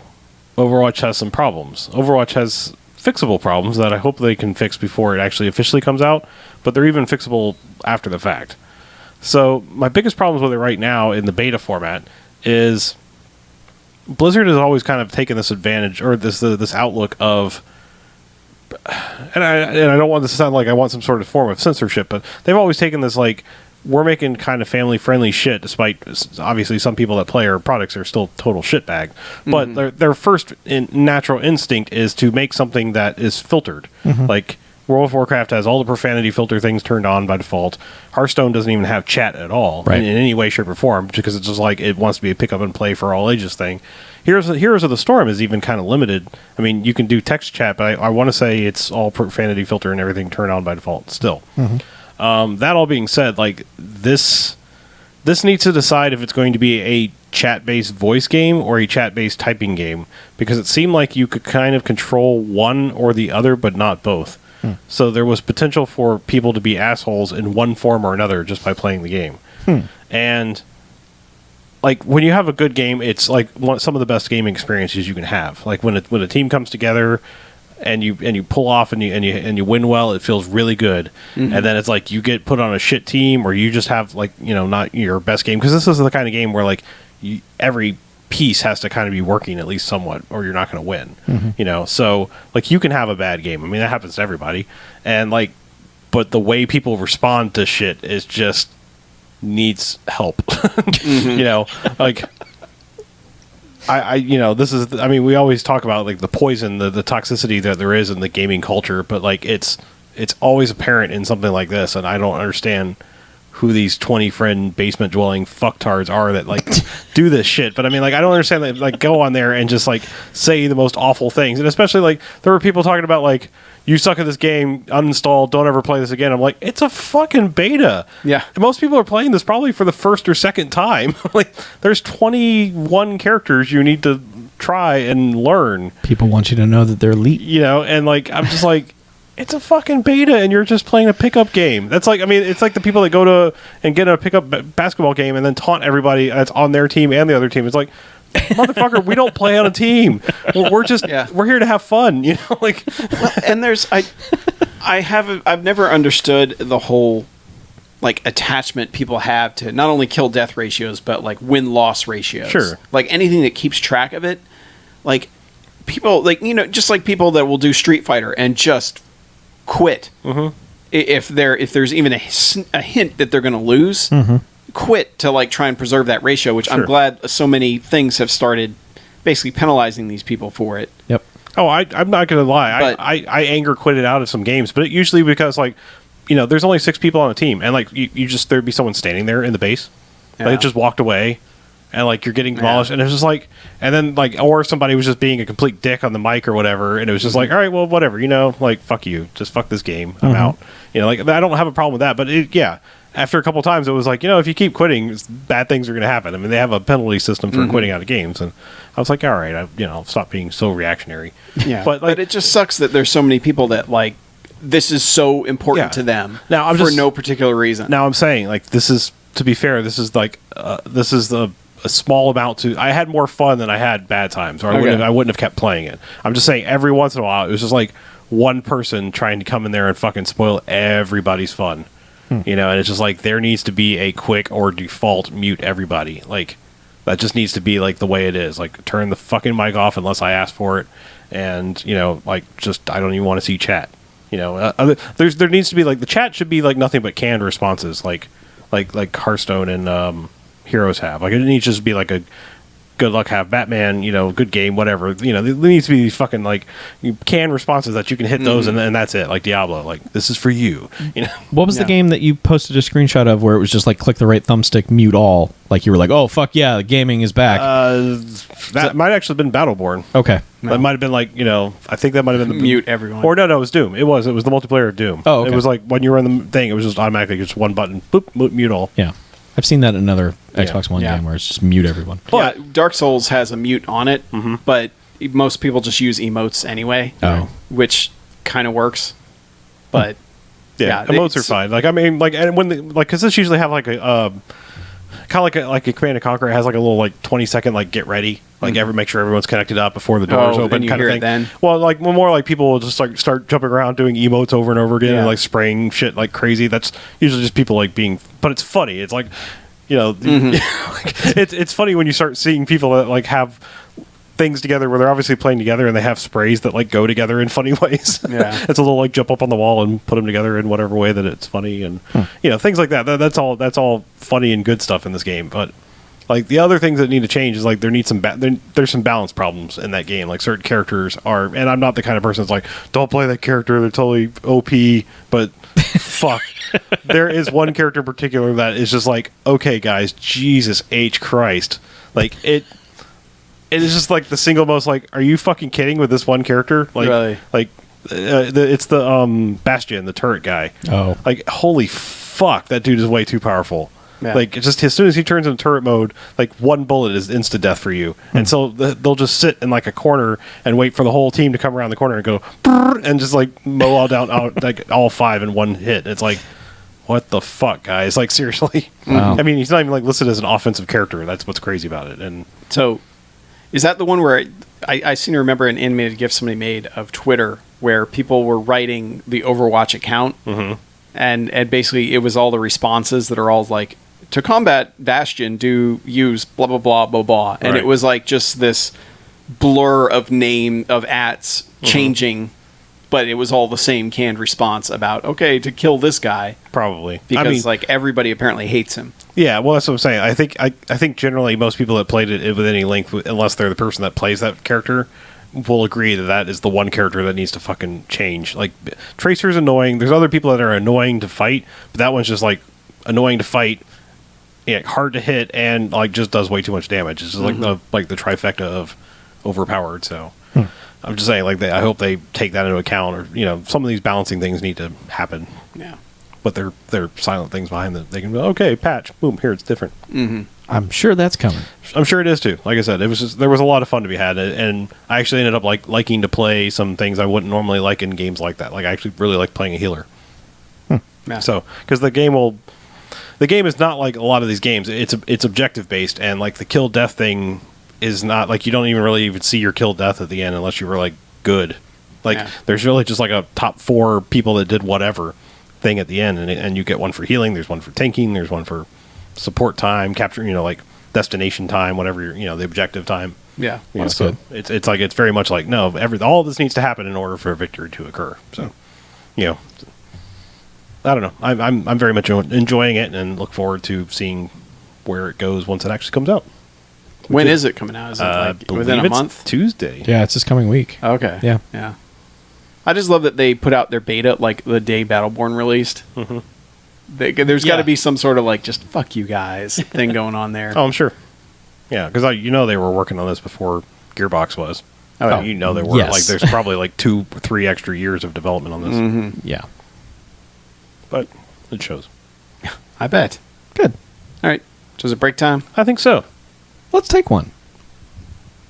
All right. Okay then. Well, all right. Fine. All right. We'll be back Sweaty from that ears. break right after this. My sweaty ass ears. It's not as bad in here right now. Because we got one less person. One less cat. That's right. Yeah. Yeah, this was all right. Yeah, it's not bad, but might as well just drink Pepsi. I mean, Yeah. yeah.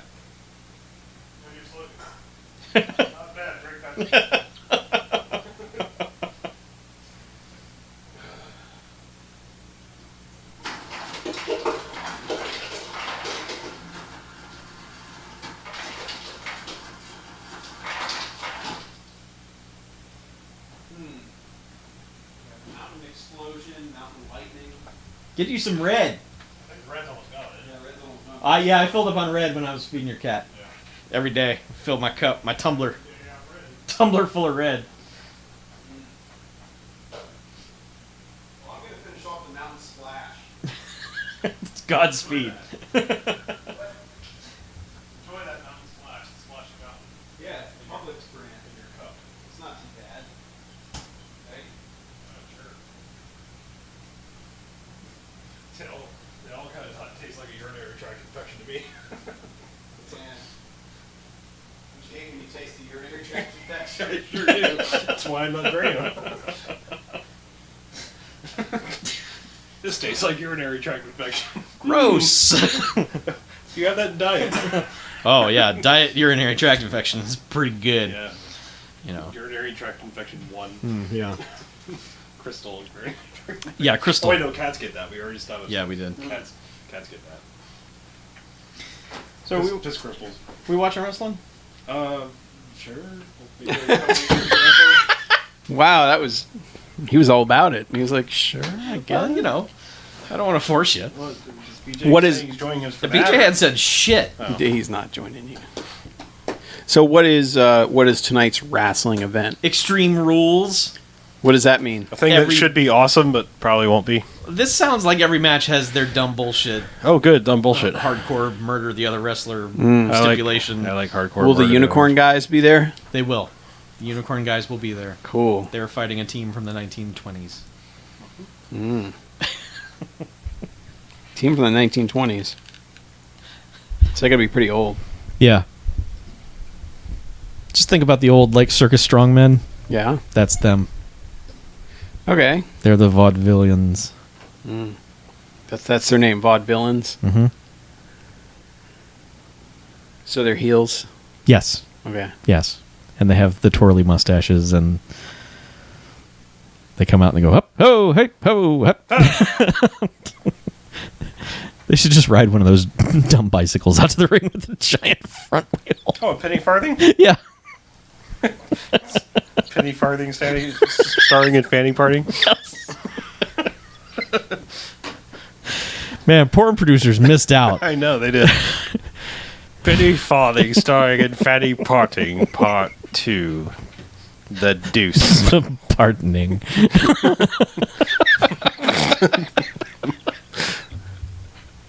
I mean, really, just go find yourself a porn starlet and change your name. Yeah. There you go. You got a whole series. Mm-hmm. Penny Farthing goes to Hawaii.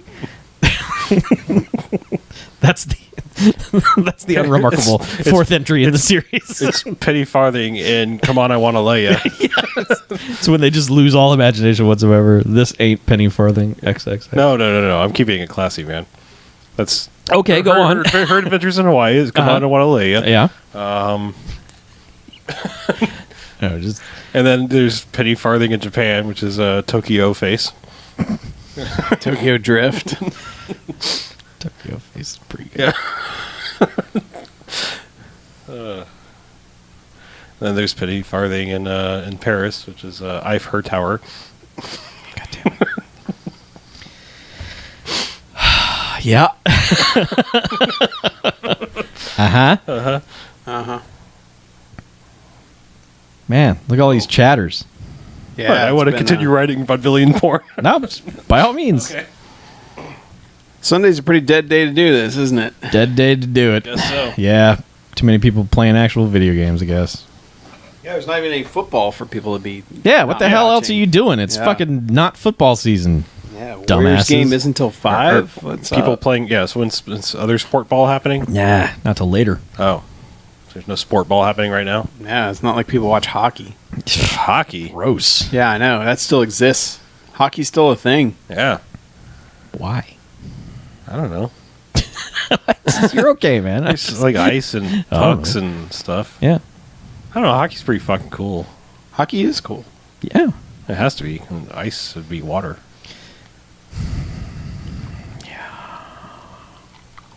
The thing about hockey is it's way more fun to see live. Like trying to follow it on TV just doesn't work nearly as well. Just like porn. No, you No. can see better than the porns on TV. Really? Yeah. Yeah, you can see all their zits, ass pimples and stuff. I meant live. Live porn? Yeah, that was better. No. It smells worse. Huh. All right. Just saying.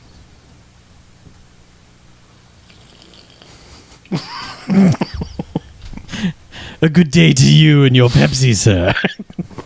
Oh, did you crack open the other one? No. Wait, I'm the only one who actually finished that. We can are in the first savoring half. our savory Pepsis. It's a savory beverage. You gotta really just let it build. I'm sure all of our 0 listeners right now are really enjoying that sound. Yeah. In the meantime, why don't you call with your own product questions? 1-800-433-2652. Ask all the questions you want about. Like, hey, what the hell's in this that ain't in regular Pepsi? 1893. Jerks. So is the soda just called 1893? Yes. Like it's not Pepsi 1893. It's like America. Yes. You're fucking drinking America. It is 1893 from the makers of Pepsi Cola. God damn it. It's got cola nut. A touch right. of aromatic bitters. Ooh, bitters. Bitters. And so what's the problem with Donna Cobble? Bitter, baby. I know, I'm mixing my movies. Yep. It's fun. Yep. Yeah, let's do a second half. Let's do half number 2. All right.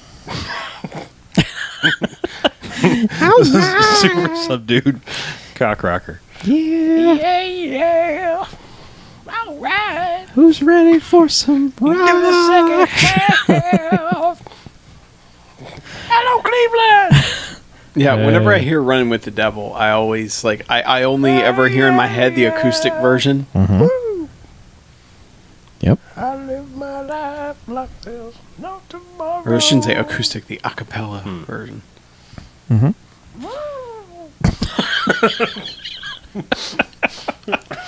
Yeah. Oh. All right, welcome back. Second half. Hey, still a video game podcast of a It motherfucking still is. variety. It still is. It always will be. Yeah. It's the vintage. Yes. Oh, I've been. It's the 1893 of podcasts. Yes, it's from another era Uh-huh. with aromatic bitters. Yes. Yep. It totally is. That's us. We are aromatically bitter. Yeah. We've traveled through time to bring you this podcast. Yep. So, Speaking of time travel. That sounds crazy. Maybe What? Perhaps strange. yeah. Oh. Just like life. I get it. What? So, I don't know what prompted this. I've had Life is Strange in my Steam library for some time. I think it wrapped up coming out last year, I believe. Yeah. The Yes. final episodes. Yes. I don't know if it started and finished all in the same year. It doesn't matter. I believe it did. So I've had it sitting there. I've been meaning to play it, just haven't gotten around to it, and I finally decided to rectify that. I have so far played 3 and probably almost through the 4th episode out of 5. Haven't. I was trying to finish, but didn't. Just ran out of time. Time. Yeah. Just imagine if you could have frozen time. Yeah. You would have been able to finish I it. could have put time in a bottle. Rewound it.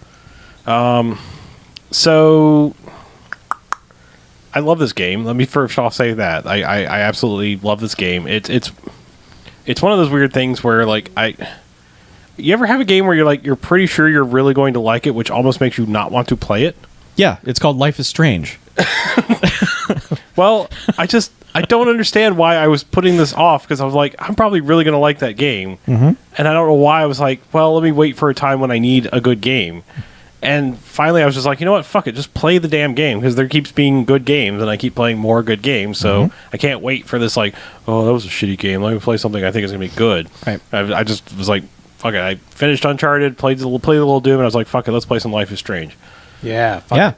it. So, if I were describing the game, it's like if you took Gone Home, mixed it with the Telltale engine, but if you did both of those more intricately, I guess it would be the right word. I'm not going to say better. I would just say take that to a further step. With some more depth. I mean, Yeah, more more- actual gameplay. Yeah, a little bit more gameplay, a little bit more just everything seems to work a little bit better than they do in both of those. I like what's going on in both of those. I'm just saying this takes both of those and does them better. The exploration thing feels better and different and interesting in this, and the conversation branching is almost, I mean, it's like that nice point between a Telltale game and a Mass Effect game, where it's you feel like you're getting both of those, but your interaction with the game is closer to Mass Effect than it is Telltale. Yes. Where it's a little more full-fledged, and so it's I don't know, point guy over there, oh, that's the only thing that's flashing, okay, obviously I have to interact with that. Right. This feels okay, there's a lot going on, and I can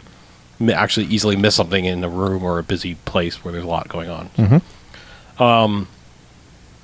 Storyline wise, I'm trying to think of a way to say this that's not going to sound sexist or weird or something, but this, and I know it's written by different people and stuff like that. I believe the main writer is female, so forgive me. I'm not trying to disparage in any way. I'm saying this feels like if you took something like a Walking Dead adventure, but it was suddenly written by like Joss Whedon in like the good way. like if you were to take like classic Joss Whedon, like the wonderment of something like Toy Story, but like the quasi sci-fi elements of something like that In Your Eyes, the smaller movie that he did, it would come, but like, and strong, believable female characters, it would come out to be something like this. Like, and that's just like an example. It's just it's like a blending of all these things, and it never does it feel trite or referential or, you know, it's like, oh, they said that, I've heard of that, haha, ooh, cool reference. You know, like it just feels like naturally like these people are into these things that they're just saying it because that's what they would say as friends. Like it never feels like any of the things they're saying is just trite. Yeah, it's just it has a point and it has a meaning, and like just, I mean, there's so much going on in this little game that like it's amazing how well it works. I mean, talking about like the mechanics of a game coming in together, this is like a pretty shining example, because all these little decisions that you make and all the little moments that you encounter, most of the ones that have any kind of impact end up in this little journal that she's writing along the way. And you can go back and there's like pictures and hand drawings and part of her photographs that she takes are like in this journal, and obviously from each and every person's playthrough that's going to be completely different. So it's neat that they've actually constructed this notebook to have like, okay, block A text may or may not be there, or we'll say this instead, and, you know, just have it be so interchangeable but feel so seamless. I just I don't know, I obviously I could totally gush over this game.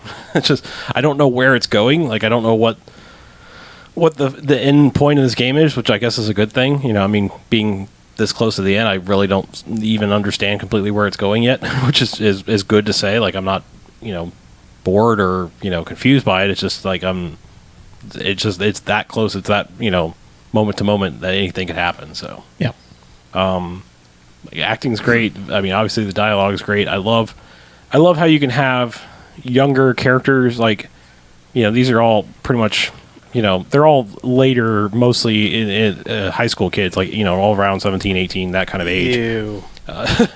But like they're not that bad. Okay. But like they're not afraid to make them feel like real people. Like they're not afraid to be like that. Well, I don't know, some of these people might be underage when they're talking about certain things. It's like, no, just like these people have lived life, they've seen things, they've done things, they're humans. Yeah. You know, and they, you know, it's not like it's not like someone came along and said like, well, I don't know, you can't, well, maybe you shouldn't say that someone that young say fuck, you know, or talk about smoking or drugs or right, whatever else. It's just like it all feels real. And that's like the best testament I can give to the game. It's, if you haven't played it, you should. And if, you know, obviously as all things, if like you're not in by the first episode or watching somebody play it a little bit, you know, it's probably not going to change your mind, but it's pretty breathtaking when like things come together in that game. Like it's just like, wow, like that is really meaningful. Yeah. And like it's crazy because like you're on one hand you're like playing this like thing that almost at times feels like a, you know, Hot Topic goth girl thing, but then there's like, you know, these references are thrown and you're like, no, these people really, there's a lot more going on here. Like, I mean, there's storylines that are almost like parallel with like the Flashpoint story of the DC universe. I mean, like, and I think there are references, like I think they're actually trying to make subtle references, because there's like there's a big one that happens where the character actually says like they're taking a picture and they're like, I hope you didn't get scared by the Flash. I mean, it's just like that phrasing. I was like, yeah, that's kind of the exact moment where the Flash would have changed time. You know, like okay, yeah. You know, so I'm like, I think it's supposed to be a reference. You know, maybe I'm going too far, but I don't know. Like I said, it's just, if you want it to be, it is to me. Okay, So, yeah. I know you haven't beaten it yet, but once you do, like, have you tried to go back and do other paths or any of that stuff, or do you think you will? Is it one that kind of encourages that, or does it feel more like a Telltale thing where it kind of spirals out, but it's all going to get funneled right back into where they want it to be by the end of the chapter? I know there's some major things that could be totally different by the end of the game, like big things. That's good. But like as far as redoing them, like the main mechanic you discover in the game is that your character has an ability to rewind time. Like she discovers that she can basically go, whoops, no, and like back up to a certain point and like change an action. Yeah. And the rules in this universe is that you can do that, but your location and anything you've picked up will remain the same. So you can use that to your advantage of like, I'm going to go over here and just fucking kick this door open, you know, go inside, get the key for the door, rewind time, and unlock the door without having to bash it open. So like, because I'm already in the office, or whatever like that, just so like there's like things like that you can do, but there's also a mechanic that if you make a mistake or choose what you feel is going to be the wrong thing by the end, you can just back up and make the other choice, and in a real time sense go like, yeah, no, this is the outcome I want to have happen. Let's move forward, and then like there's a point where it's like, now you can't rewind. That's set in stone, and so like. You can, if you're just like one of those people, like it's a nice mechanic because if you want to see all the possible outcomes, maybe not the branches down the way, but you can see the immediate outcome to just about anything in the game just by trying it the other way. But Okay. so like, but I think it's meant to be like, okay, I hit a point, like that's my choice, move on, and now it's set in the timeline. Okay. So as far as starting over from the beginning, I don't know. I'd be curious to try it with the director's commentary, which is DLC. Like that would be a way I might do it. Yeah. Just play through, but like it's the weird thing is like I'd almost be encouraged to go and make the exact same choices with the director's commentary turned on, if that makes any sense. Well, yeah, because Yeah. you want to hear what they're saying about it. Right. So Yeah. but yeah, I highly encourage to just do what I did. Just stop waiting, just start playing this game. Yeah, I need need to do. to get on that. Yeah. It's sitting on my Xbox going, yeah, maybe Yeah. you should play Now me. there's some technical, like this is not going to win awards for like lip syncing and Yeah, there's things some like jank, that. yeah. There's a little bit of jank, like not as bad Yeah, as that sounds like a Telltale not as bad as a style Telltale game. game, but like there's still some like, okay, well, Yeah. this is obviously not your main thing, but like especially like the episode ending scenes, there's like usually like a wordless little montage over a song for each episode ending, and they're just like, I'm like, there are cinematic aspects of this game that's like, you guys might be in the wrong business. I mean, I'm sure you're doing fine making games, but like there are people that like obviously get how scene transitions happen. That it's like you're like really almost too good at this for video games. Yeah. So, but yeah, I'm obviously really liking it, and I will report back once I finished it. Yeah, I played like the first half of the first episode and was like, oh, need more time to devote to this, and that was a year ago, so I should Right. probably Yeah, Probably just do what you stop did. playing things Yeah. like Homefront. Play something good. Well, Homefront took 3 hours, and I had to know. Now Something you do. else I had to know. What's that? Halo 5 Oh, yeah. Guardians Yeah. is a game. I played about half that. Yeah. So, the Halo games. I believe we talked about Halo 4 on the show at one point. Yeah. I've talked about you almost played through all it. of them. I played through it, and I remember saying that Halo 4 was a very competent, technically strong video game. Like, the shooting is good. It's a polished video game. Yeah. The story doesn't make any goddamn sense. It does not. Halo 5, it's the same thing. It is a technically amazing, beautiful looking game that plays really, really well. The fucking Halo stories, man, are just junk, man. That just but this one kind of has an extra layer of grossness to it in that the commercials for this game sold you on a certain storyline, which is not the storyline of this game whatsoever. There was this whole like Master Chief is dead, and this other group of Spartans are going off to see why he betrayed the Spartans, and Yeah. none of that. Nope. No, that's not in here at all. Yeah. It's so weird. And like you they play that other group of Spartans through like 2/3 of the game. Yeah, right? you do. You barely play as Master Chief in this, and when you do, it's just like you're Master Chief doing whatever, and everyone else in your squad's like, "Yeah, but," and then he's like, "Nope, see you, Master Chief." Can you play as Master Chief? That's a question we're gonna have to start asking for Halo games. Yeah. Well, so, I remember the Master Chief level, like I think it's the second one, was like the best early level. And they're like, no, here you're back with these guys again. Yeah. And I'll admit, I don't really care because everyone's in the same dumb Spartan outfit thing, and it's either one voice in your head or another. Who cares? But I mean, once your franchise starts doing this kind of character teasing bullshit of, that guy you always play, well, forget that. You're going to be someone else. It's like, come on, guys, why? If you don't want people to play as that character anymore, just have the fucking balls to eliminate that character. Yeah. Just make the story about them being totally gone or whatever, and bill it as such, but don't give you like this kind of like 1/3 tease of, hey, maybe you'll get to play a little bit of Master Chief. No. I can't even remember. Do they even explain the whole like Master Chief's betrayed us thing in the game? So very briefly. So like it's not that he's betrayed anybody. It's just that he was like in a place where they're like, okay, Master Chief, come back, and he's like, no, I gotta stay here and find a thing. And they're like, yeah, but, and then he's like, see ya, Master Chief. Whoosh. Yeah. That's all it is, really. There's no like betray. He doesn't like choose sides or do some weird thing. He just disobeys an order to come back home. He's like, no, I gotta find another thing. Okay. And then he goes to that's find actually, the thing. It's actually different from the Hunt the Truth podcast that they did with like Keegan Michael Key. They made it was like like Serial, except it was this guy trying to find out what happened with Master Chief. It sounds really stupid. It was actually pretty good. Okay. Because like the voice work was like universally good. Right. The first season at least. And it went interesting places by the end of it. Yeah. And the second season was fucking god awful atrocious. Okay. And ruined considerable parts of what was cool about the first season. But they kind of had some of that stuff in there, and I was wondering if that ever showed up in the game, but it doesn't sound like it. It sounds like the game had its own justification for why Master Chief betrayed everybody. Yeah, which he didn't. He just they were just like, hey, come back, and he said, nah. No, man. I gotta go over here. I'm Master Chief. See ya. That's it. I don't know. Yeah. I always feel really, the Halo development people are really good at making you feel shitty at the end of the game for not thinking the game is the greatest thing ever, because they always give you that text crawl of, Halo is made by so many people who just live and die video games, and we love you guys so much for buying and playing our game, and you're the best. And I'm like, oh man, well, your game still sucked a little, but yeah, okay, you tried. Good job, I guess. Thanks.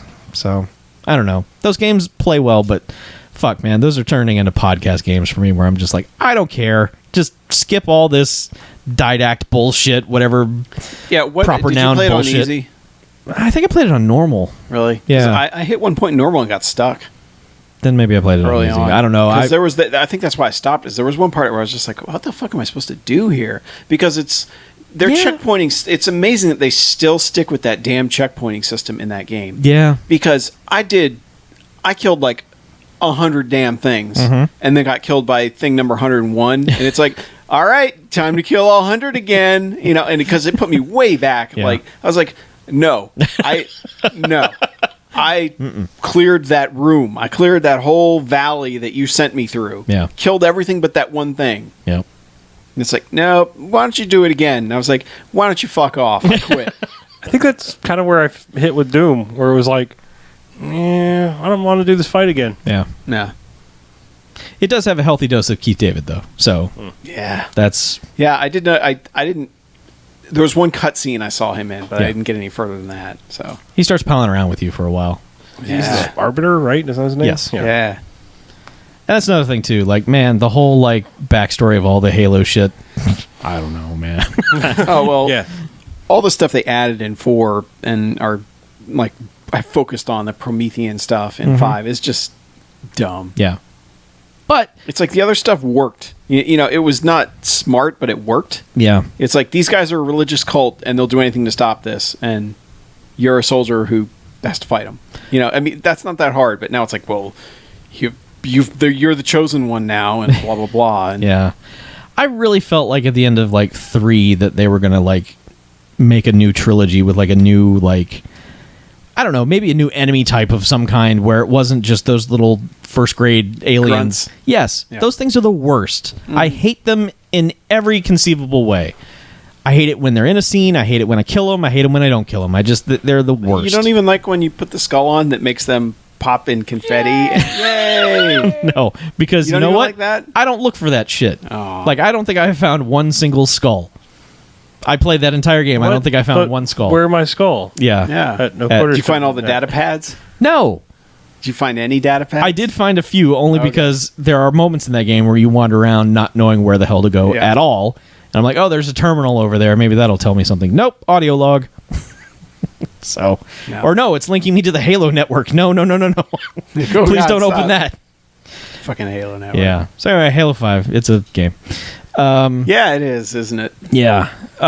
Okay, so speaking of games, popular games, finally, Major Nelson listened to the internet and released personally Black Ops, Call of Duty Black Ops onto Xbox backwards God, compatibility. Thank God. Because I swear, every time that poor man would post, okay, backwards compatibility, we got Final Fight Trilogy or whatever the hell that combo one was. Yeah. And immediately, like, the first 50 responses are, COD Blops, Yes. where's COD Blops? You lied. Why'd you lie? This Where's isn't COD COD Blops? Blops. Yeah. Yeah. Yeah, so Like, finally... I half expected when he posted, all right, COD Blops is now available, I expected people to be like, where's COD Blops? Oh, wait. Wait, Okay, never mind. Yeah, the template is broken. Where's Red Dead? Yeah, that's next. Yeah. So anyway, that's out. You can play it on your Xbox One now, which I did a little bit of that. Sweet. How'd yeah, that go? It works like it. Yeah, it's a video game that you can play, and online works well, and seems to be pretty popular. I just wanted to say that I never knew that you could get out of that chair during the opening menu of that game. I had no idea. It was ridiculous that when I found that out. So you're actually that person that 17 Easter eggs you missed in COD Blops. I did. I missed. You were the guy who missed those 17 Yes, because if you miss the first one, which is getting out of the chair, you miss all the subsequent Easter eggs that you find once you get out of the chair. Yep. Like going over to the terminal and playing Zork. Yep. It's actually full game of Zork in there. Yep. Yeah, man, that must have taken like 32 kilobytes or something. Yeah. I'm just saying, it's How do you input type in that? Do they pop up? there's a the- on-screen keyboard. Although I guess you could probably use a chat pad. Oh God, I'd hope so. So yeah, but for Zork you can just type S for south or stuff like that. So still. it's no big Get deal. eaten by a Gru. Yeah, all that. exactly. So yeah, I was impressed that this game that I think is still probably one of the best Call of Duty games. I just love I love that it's doing so much stuff at every second. Had even more stuff that I didn't even know was there. Did you play the top-down shooter? I did, yeah. Yeah. Okay. Which was weird because I think when we talked about 3, COD Blops 3, which is not a good game, I even brought that up like, oh, and there's this weird like top-down shooter thing in this game, and had no idea that it had been in there the whole time. Yeah. So, but yeah, that thing's fun too. So there's Easter eggs and COD Blops that you can find on your Xbox One right now. Yeah. Tell us about the numbers, Mason. It's so weird. Every time he announces like a new backwards compatibility update, I'm like, I end up having to look at my games and apps thing and go, do I own that? Yeah. Do I? There's so much stuff I bought that was like on sale for $2.99. Yeah. So I'm always amazed. Like, And I'm always happy when like that list has a couple extra things in Yeah. it. Like Final Fight, I was like, oh, I guess I bought that. Cool. All right. Maybe Final I'll Fight play Magic it. Sword. Maybe I'll, Final Fight Magic Sword. yeah, that's what it was. It was like a combo of Final Fight and Magic Sword because they knew they couldn't charge $10 for Yeah. Magic Sword on it. Like if they put Magic Sword out on its own, people were like, what? Mm-hmm. And it would make like $3. Yeah. Even though they charge $5 for it. And if they put them both out, wow, we can charge $10 because we were probably only going to charge $5 for Final Fight, but Yeah. people want Final Fight. They do. Yeah. So Because no. Final Fight's pretty fucking cool. Yeah, it's not bad. Yeah, you got Mike Hager. Mayor Mike Hager. Uh-huh. The mayor of the city goes down and beats the shit out of everyone. The best mayor ever. Yeah. Just rips off his shirt and pile drives dudes. It's my mayor. Mayor for life. Yeah. But no, every time I go and I'm just like, oh, cool. I have that. Yeah. Or I go into my giant binder of last gen where we got the 360, the PS3, and the Wii games. Uh-huh. I'm like, oh, look, I own that. I never knew. Yeah. Backwards compatibility has turned into a reminder of what I've had that I haven't even considered for Yeah. the last 5 years. So Yeah, and like I think I have the Force Unleashed like Ultimate Sith edition or whatever that had like the exclusive DLC on a disc. Uh-huh. Which means you don't get it in the Yeah, game. it will not recognize that disc, Yep. which is lame. Yeah. Apparently they have 2-disc stuff working now though. Yes, they do. Or they said it works. They just haven't unleashed any games. Well, that Deus Ex. Oh, that's right, Deus Ex Human, the director's cut. yes. Which apparently I don't own. I only have the regular Deus Ex. Gross. And that DLC, Yeah. which I still haven't played. Even that game I've heard It's a good game. very good things about. Good game. Did you play the director's cut? Or No, did I you play played the original. Yeah, so you had to do all your fun boss fights. Yes, those are the worst. So there's Yeah. really annoying, like, commentary or something. No. Narration. No, nothing. Character was narrating, and then they cut that out for the. Yeah. Okay. Yeah. Yeah. Yes, it's the 80 versions of Blade. Was there a unicorn scene in that one? Okay, cool. Deus Ex is actually a Machina. Yep. Okay. Yep. Yeah. Yep. Speaking of Machina, What? Oh, What? Mackie has a game. Yeah. Mackie, speak now. Time for some machinations, am I right? My Vita, like, I had been using it on my lunch breaks to do remote play, but our work network has turned weird. So does it only pick up weird Twitter? yeah. Explain But that. it's just some days, man, like the microwave problem solved because the microwave was messing up the Wi-Fi for a while. That's no longer an issue. But I swear, it's been like just some days it's no issues whatsoever, and then other days it's like everybody decided to do live streams at once in the entire building because some days it's just like fucked completely. But anyway, I was like, well, what do I have on my damn Vita that I can just play? Damn Vita. Yeah, because I mean, the Vita for me had become, it was like the PS4 streaming device. Like, it didn't do anything else. It was just like, oh, PS4, let's load it up, see what patches I downloaded this morning at 5 a.m. That sounds like a good time. Load some patches. Yeah. But I remembered I had Luminous Electronic Symphony. That is a great game.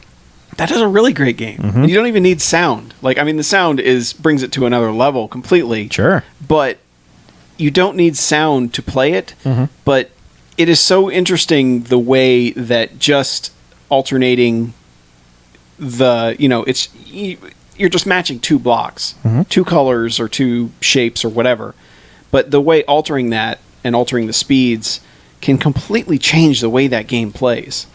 Yep. And so many of them, I don't know why, but certain color combinations just baffle me. Like, I just cannot line stuff up right, even though I'm like, I've done this a billion times. What the fuck's wrong with me? Like, why is pink and blue suddenly just this, like, combination that I'm just like, oh, I screwed it up again. You know, like, just getting enraged with myself because I'm like, no, I had that. I just ruined that entire block because I couldn't remember how to drop the block in the place it's supposed to go. Yeah. Pink and blue. But yeah, I used to be really good at Luminous, like on PSP, like the 1 and 2.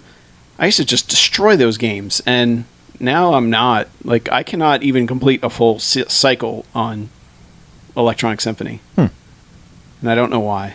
Get better at luminescing. Yeah, I guess I just need to play more of it. I never understood Luminous like that. Yeah, I always had a problem like fully grasping exactly what it was asking me to really do. clicked with me. Like, I was like, is this like weird Tetris? Like, Yes, that's the thing is that I would play that game like Tetris, and it would be like you're doing it wrong. Oh yeah, But I can't break my brain of like Tetris. So yeah, I mean it's somewhat like that, but it's also more in looking at what you've got coming up and being able to set up, like, timing it so that the bar that's clearing the screen, so that you can set up as many blocks as you can to be gone in that time. But yeah, it can be really, like, once that bar is moving super slow, but the drop speed of the parts you have to place is super fast, that's when that game just gets fucked. And so does your brain trying to play it. But there is a certain point of, like, seeing the matrix in that game where you see a shape and you know exactly, you can look all along the bottom of your screen and see where exactly that needs to go to line up enough to be able to drop the next one to make a little 4-piece thing out of it. But yeah, looking at some of my friends list people though, like some of the scores they have, I'm like, God, I really suck at this game. Like, I am bad, and I thought I was good. Like, I was really good on the first two. Like, I wouldn't even finish games. I'd just be like, you know what? I'm sick of playing, and I'd quit because I'd been playing for like 3 straight hours on one game. And maybe that's part of the problem too, is like knowing that, like, if I want to get through the entire cycle, I still have to do all those levels in the beginning. That I'm just like, I know how to do this, man. We're good. Like, let me warp to the end or something. But still, if you have a Vita, there are much worse choices you could make for games to play on that thing. I'm getting this mixed up with it. What was the 360 game that was also Tetris-y but had like the dynamic soundtrack? Hexic? No, it was very much this, but it had like a super eclectic soundtrack made by famous people, and the soundtrack would change when you would move the blocks around. It was almost like an art project for charity or something like that, but it was a pretty big deal. Oh. Sounds like you're talking about sound shapes, but that's a PS No. thing. No. I know which one he's talking about. Oh, God. because I'm confusing the two, and I played the shit out of that. God, I know which one it is. Uh-huh. Yeah, I know which. I know. Hang on. Taking a little break here. You just got to edit all this out. Okay.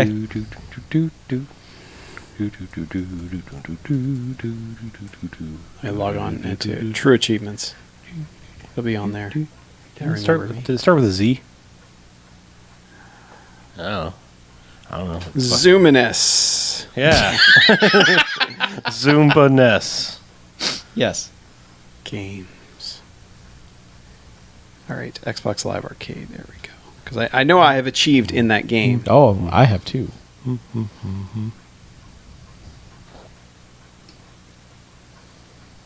Wow. Go slower, Internet. You're really... Go slower, Internet. You're really... Connecting. Connecting. Chuck's using all the Internet. I'm using a lot Clearly. of internet over here. Oh man, remember that the Poker Smash? That's not the game I'm thinking of, but remember Poker Smash? I do remember do. Poker Smash. Poker Smash was pretty cool. It's this game, but this thing is written in Spanish, so.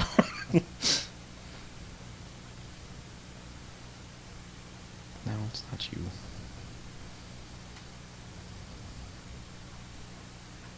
It was Final Fight Double Impact, by the way. Oh, okay. Chime. Chime, thank you. God damn it. Chime. At the sound of the tone, the answer will be chime. Yeah. Chime. That was the one, because it had like Moby on the soundtrack Yep. and shit like that. Oh, you're talking about Chime. Yeah, Chime. That's it. Man, you guys are really good at recalling stuff. Man, when I edited that together, it's going to sound so smooth. You guys are amazingly smart, and your powers of recall just astound me. Yeah, ask us anything. Yeah. I have apparently not played that game in literally 5 years. Damn. What's the square Almost root? 6. What's the square root of 3096? Stand by. Edit. This. How about that? I'm so smart. So you confused Chime with Luminous? Yeah. And there was a Luminous that they released on Xbox Live Arcade Yes. as well. Luminous Live. That's what I was thinking of. I was like, oh yeah, that's Luminous Live. And I looked it up and I was like, no, that's not it. Yeah, that also sucked to play with the old 360 D-pad Why? because the 360 D-pad was garbage. Oh, well, okay. Yeah. Yeah, don't you know, Chuck? I do. Jeez. Yes. It was not fun to play that game that way. Sorry. You better be sorry. Sorry. So you know what I'm not sorry about? What are you not sorry about? I decided to replay a game. I don't do that very often, but every Yeah? once in a while I'm just like, you know what? I'm going to replay a game. Yeah. Yeah. Yeah, you tell that game. Yeah. I loaded up Mark of the Ninja. Oh. I swear I didn't just do it so that Mark the Ninja could make a cameo appearance. Is he here? Nah, it makes sense. Chuck really loves Mark. I want to talk to Mark. Hey guys! Okay. Fuck, no, fuck that. Sorry. He's gone. No. No, I played through Mark of the Ninja again because that's a really fucking great game, It is. and it's like really short. Like it is a really good game for replaying because I think I did it just about in one sitting. And I was just like, this is a great little game. Were you able to do it without being seen? And without killing anyone? No, no. True ghost mode or No, whatever I the hell they didn't- called it? No. Oh, okay. No, it's not. Yeah. Kill animations are too fun. I would never want to Yeah. play through. You got a good point. But no, I actually like even loaded up like Shank 2 just because I was like, oh yeah, I never played Shank 2. And I know I like Shank more than you did, but you know, same kind of art style and everything. And I think it's the same creators. Yeah. Yeah. Clay. So yeah, I haven't gotten to that yet, but I was just like, man, this is a great game. And I kind of miss the 2D or 2.5D exploration games. Like, man, what I wouldn't give for another Shadow Complex. Like that was such a good little game. Apparently you need to play Axiom Verge Okay. because that's like one of the better examples of that. All right. That's out right now. Well, I will have to go give that a try. Yep. Because in trying to capture more of that, I realized, I think through your game library, perhaps, I looked up Batman Arkham Origins Blackgate, Yes. which is, I It don't was know. like it was the 2.5D tie-in. Yeah, but it's Origins. not even. Like, it can't just settle the fuck down and even be that. It's like it has to be shitty little snippets of the real game thrown into this game for no goddamn good reason. Like I really, I mean, it's Batman. I was like ready to like forgive this game a lot. This game can kind of fuck right off because like it just has little stupid things like, all right, now crawl through a tunnel and then do the little tap to open up a grate thing. I'm like, that's the kind of shit I hate in the actual Arkham games, and there's no reason for it to be in this one. Like this should just be move forward, grapple hook and beat dudes up and figure out what gadget I need to get to this place I couldn't get before. I mean, if ever there was a game that was set up for the Metroidvania universe, it's fucking Batman getting a new. Oh, now I can zip line across here. Go back and get that green area that I couldn't get to. I mean, it was a perfect setup, and they fucked it up. It should have been like they should have been like the old NES Genesis Batman games, the side scrolling. Yeah, I just like. I mean, the combat was annoying and like very unresponsive. Like the whole game was like very unresponsive too. That was the other thing. It was like I don't know. I just like I go to do the down move on somebody, like knock him out, and it was like, nah, you just broke your combo. Even though he was laying there, now he's back up, and I'm just like, I don't know. It's just the whole thing was like clunky and dumb. Well, that game was made for what, like 3DS? Yeah, I think it was originally a Vita game. It was a portable game. Yeah, I think it was on both. But so then some other company came in and then made it so that other actual people could play it. Right? Yeah, put it on Steam and PSN and stuff. Yeah, but I mean, it's just. Did you get to any boss fights? I got to. Because I've heard those are like the Grundy. worst. Yeah, I got to the Grundy one. Yeah, I think that's all I achieved. But I beat him. But I was like, yeah, done with this. Get out of my face. But yeah, I don't know. So what's Axiom Verge? I'm gonna have to go check that one out. Axiom Verge is one of the better. I mean, it's basically a very big homage to Super Metroid, by my understanding. See, I love Shadow Complex, and I've thought about getting the remastered one just because, but I'm like, you guys want too much for this game that's too old. Yeah, that's just wait. Yeah, it'll be all the remasters hit. I know. I'm just saying, like they wanted like $20 or something stupid for it. I'm like, this game's like 5 years old. Yeah, it's older than that. I think. Oh yeah, that's the original. Yeah, that was summer like of Xbox or something. Yeah. Okay, well, it was awesome, but yeah. They never made a sequel. Nope. Yeah, weird. Chair went on to their fucking Infinity Blade cash cow. Oh, that's right. Oh, that would explain why. Yeah. Oh, we'll just pump out another Infinity Blade this week. Yeah, we can shit this out in a couple months, or we can spend a year making Shadow Complex 2. Oh, you've got another press conference? Well, we'll be there with Infinity Blade. Apple will put us up on stage so that we can sell 1 billion copies of this. It's like, wow, look at this great game on a phone that no one will want to play. Yeah.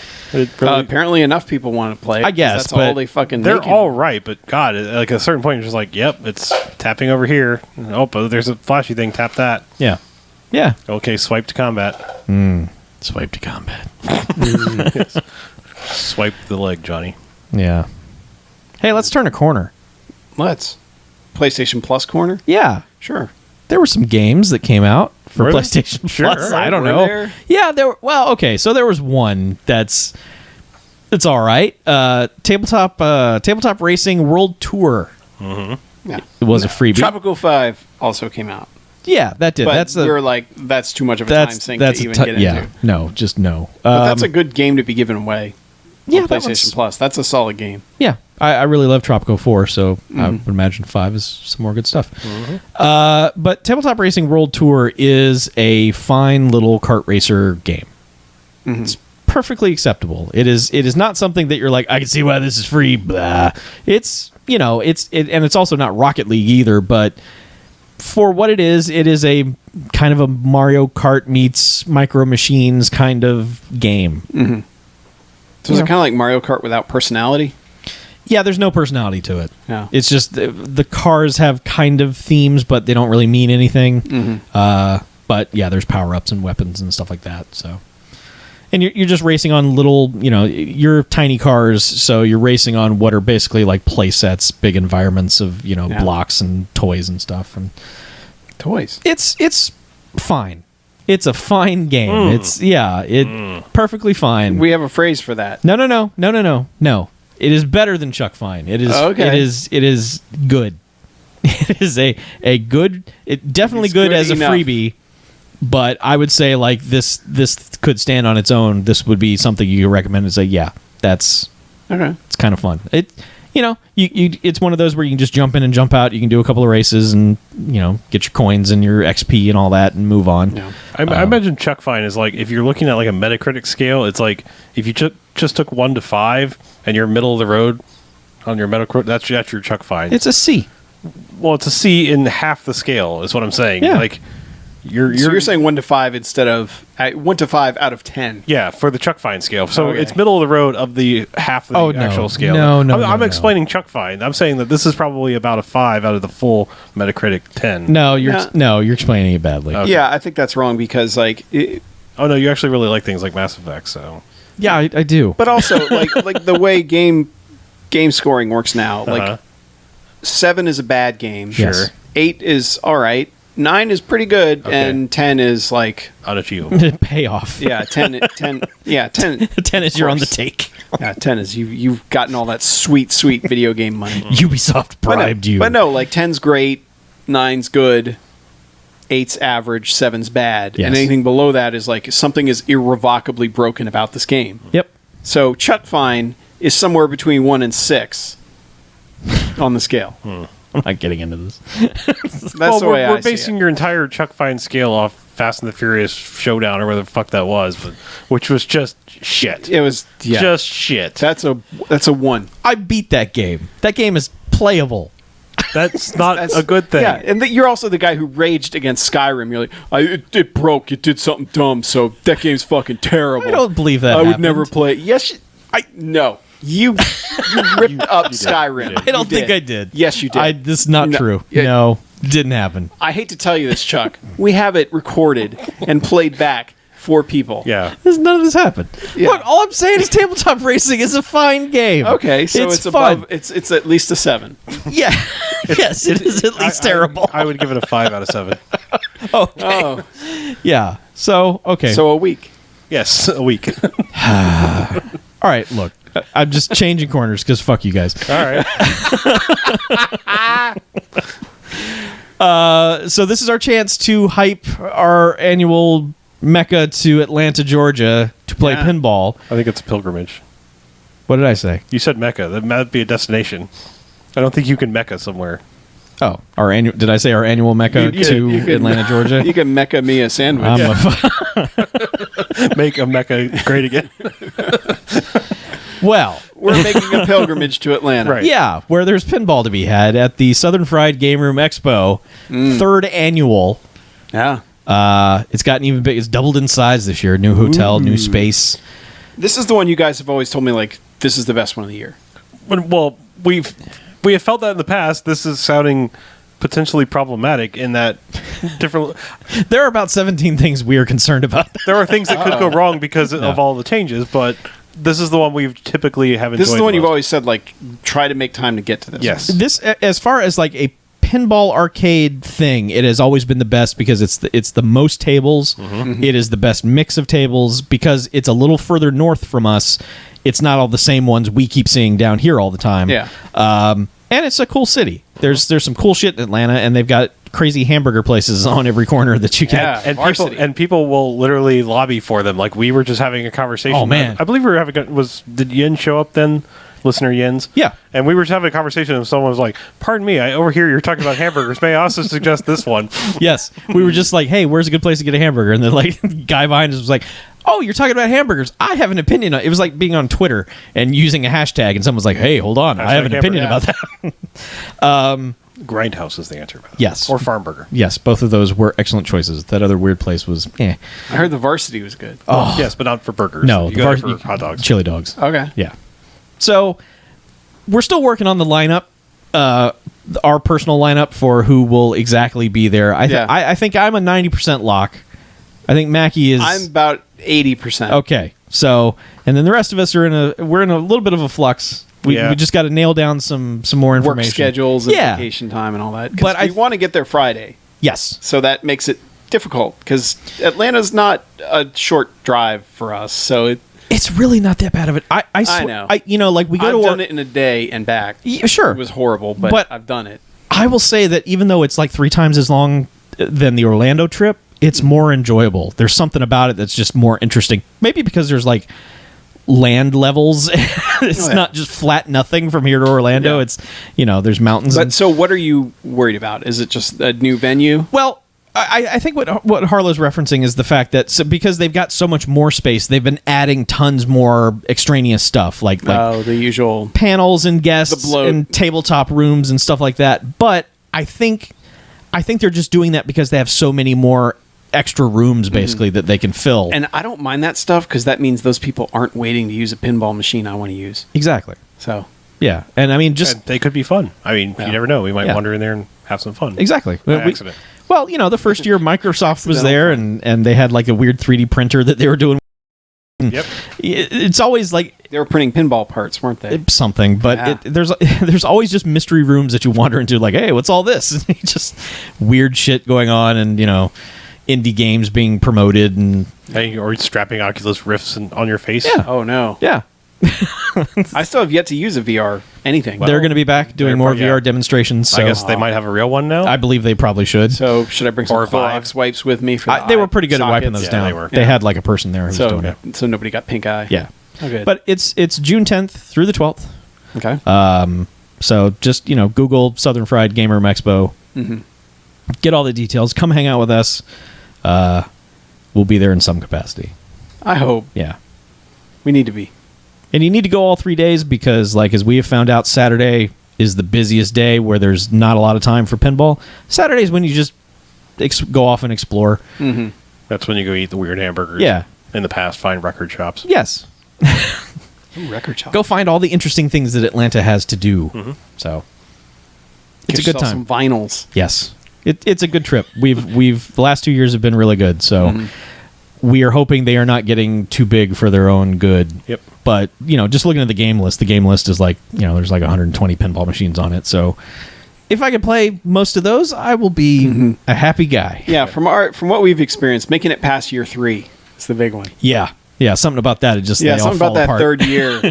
No. Well, is this their third year? This is the third year. Yeah, so now they got big. Okay, so there's a lot of things that could go wrong here. Yeah. If you are going to go and you want to try to hook up with us, find us on Twitter. Probably the best way to get in touch with us. Yeah. Just because, like I said, if we're not following you on Twitter, just like @replies and let us know. Well, in our Twitter bio, it has all of our individual Twitter handles. So That too. You Yeah. can, if you Well, I know, was just saying, like, if you want to try to coordinate it, like, especially Saturday is the day we may disappear. Yeah. So you don't want to like have it be the time you show up and just to see us or something. Yeah, that's happened once or twice. I kind of felt bad about that. Where we've gotten notes from like, I'm here, and I'm like, oh, we're on the other side of town. Shit, yeah, Sorry. we'll be back in like a couple hours. Just hang out by the Star Wars machine, and we'll go find you. Yeah. Don't leave. Yeah. So Just keep playing Star Wars.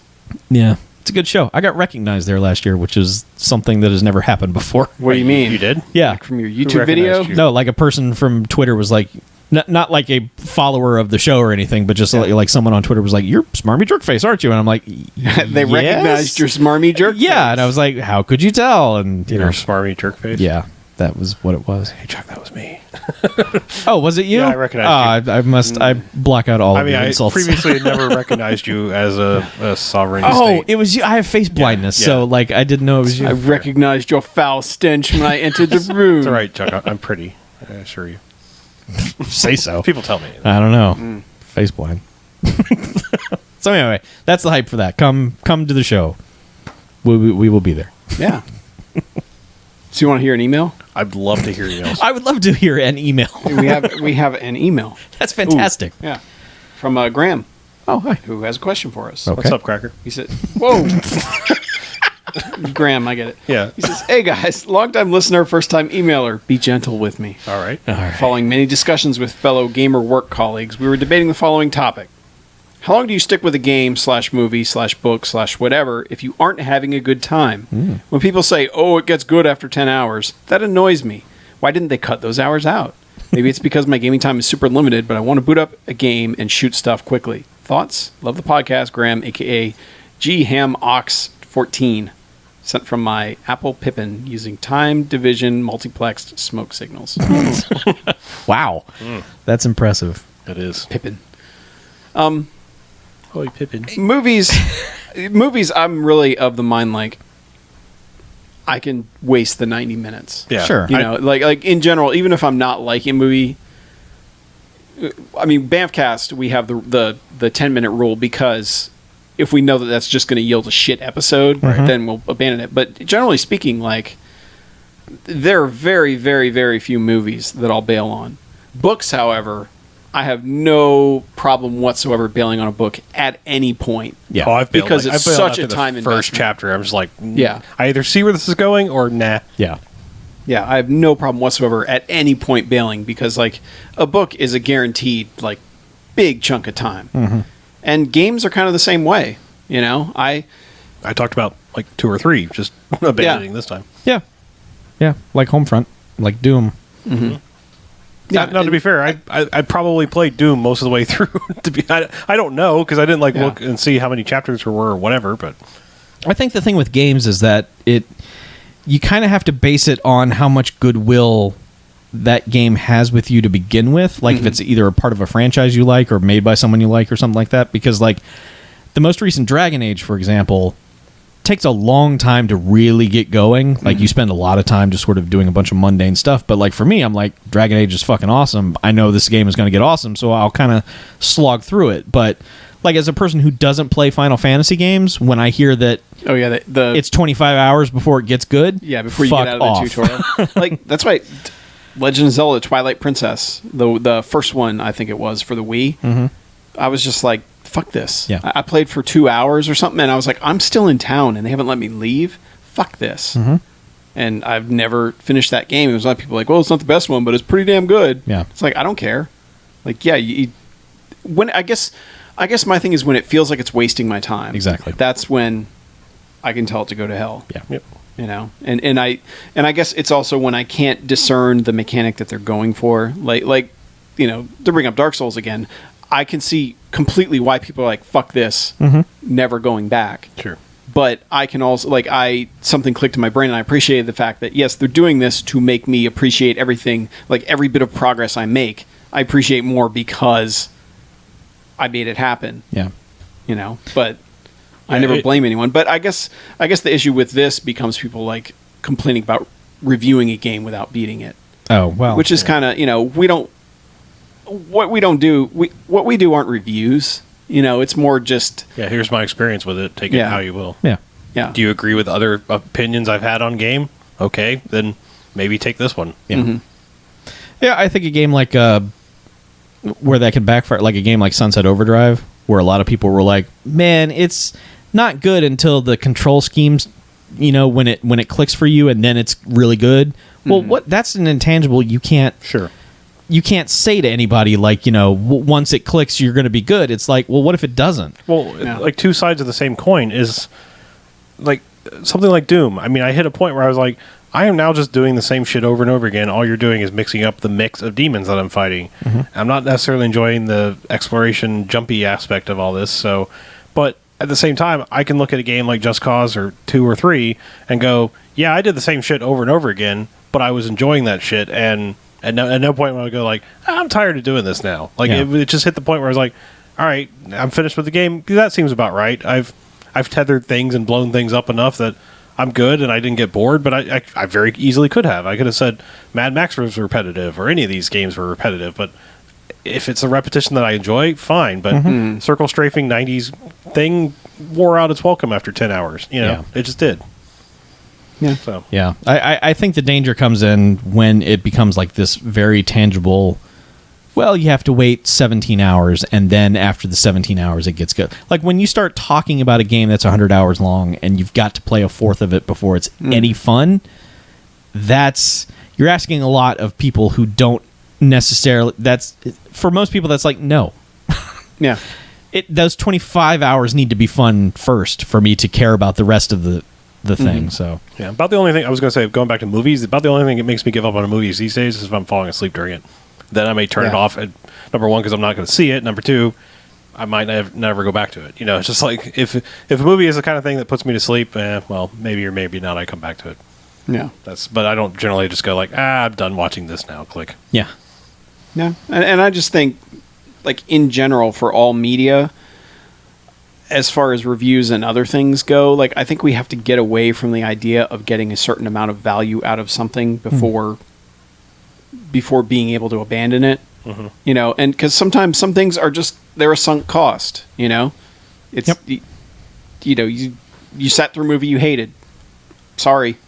You know, it cost you $15. You know, it's not like it's not like you invested in fucking Napster stock or something, and now it's Right. all worthless, and you have no life savings. You spend $15 on it, and oh well. Yeah, I mean, to me, I think it's great if people can buy a game like Call of Duty every year and play that for 400 hours throughout the course of the year. Yeah. If that's great for them, I mean that is awesome. If you sit and play through entire seasons of Madden, good for you. Like, you've gotten amazing value out of a game. Yeah. Like people, any game, people like Fallout.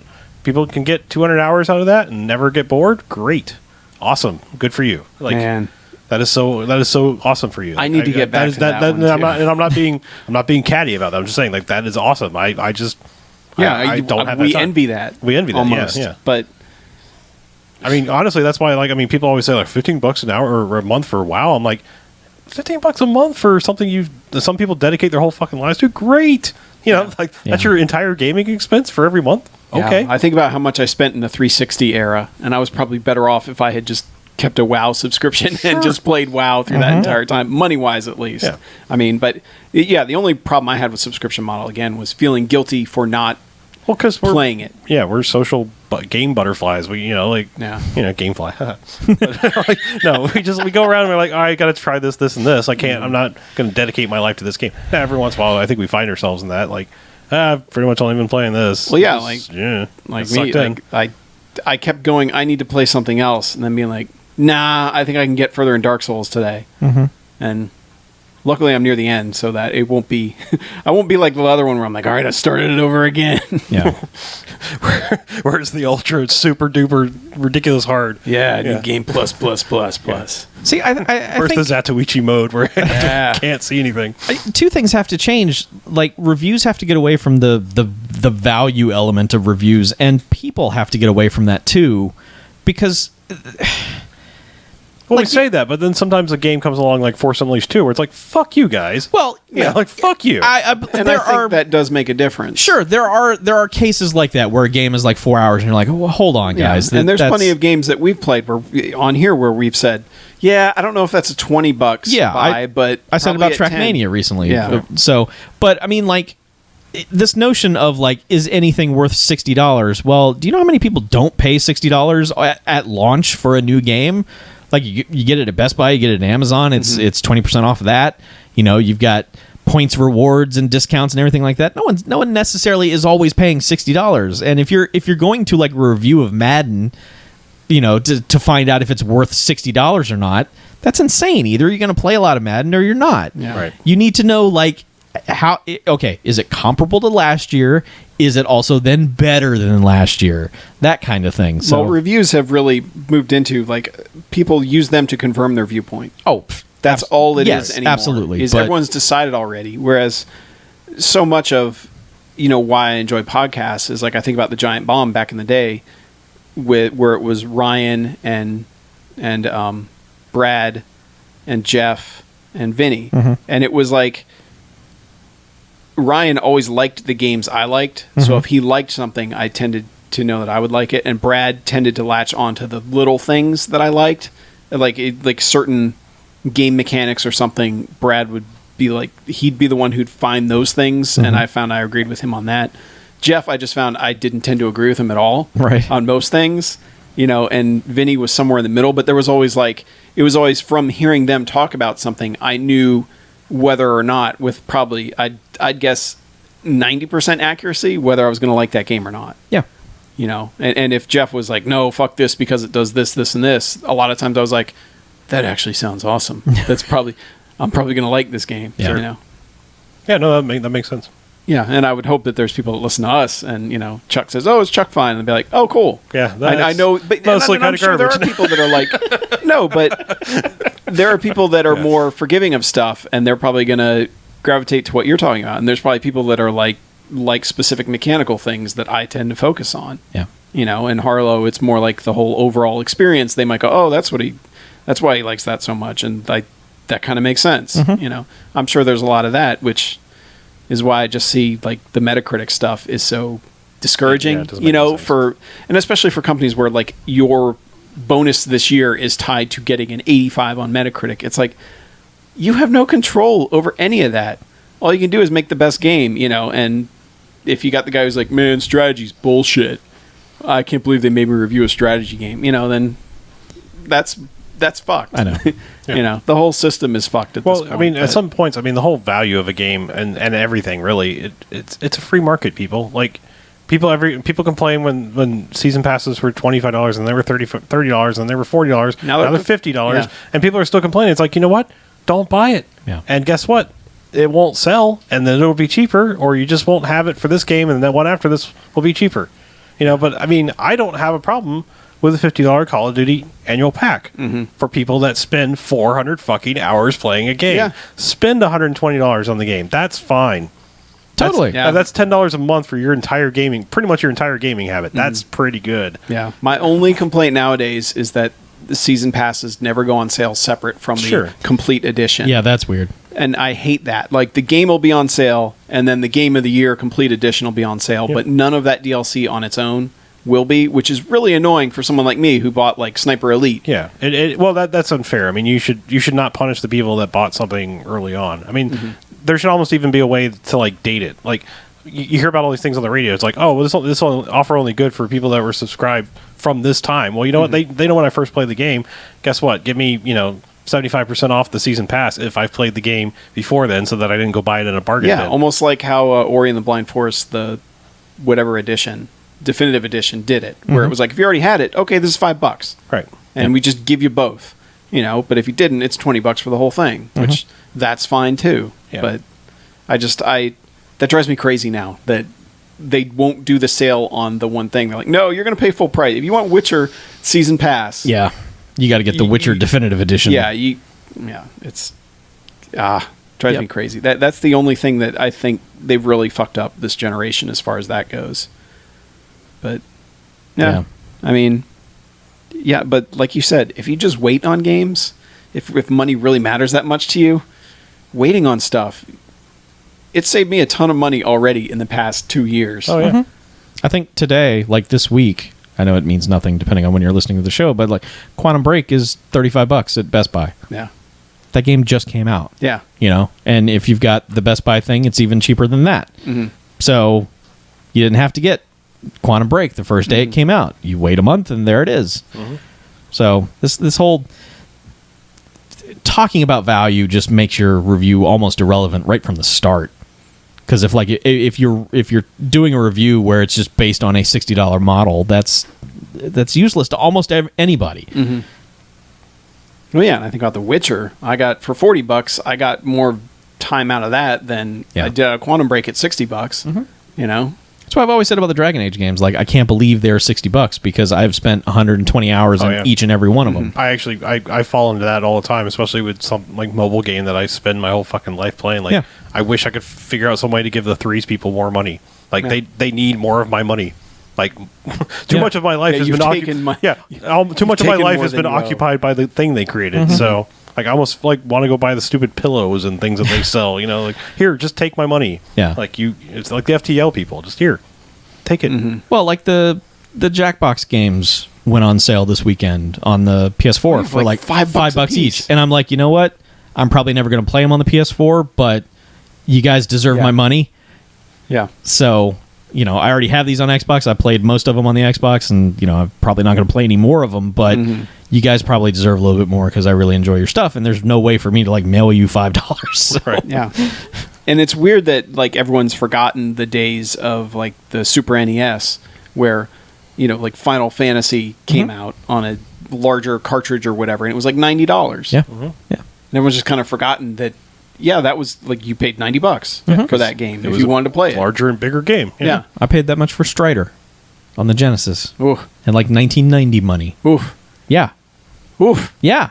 Shit. Think about Neo Geo games. Remember Yes. those? Oh, yeah, they're like $200 a piece. The cheap ones. Yeah, the garbage ones that no one wanted. They were like $350, I think, for most of them. Yeah. Yeah, isn't that sad? Like the price of a console. Yeah. Because weren't they basically like the arcade? They were. They were You just were in buying different cartridge You were form. basically it was a blanket arcade system with a ROM that you slapped in it. Essentially, No. that's what the Neo Geo was. The arcade cabinet was the exact same thing you had at home.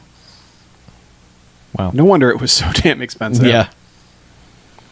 Yep. Yeah, I wish I had a Neo Geo.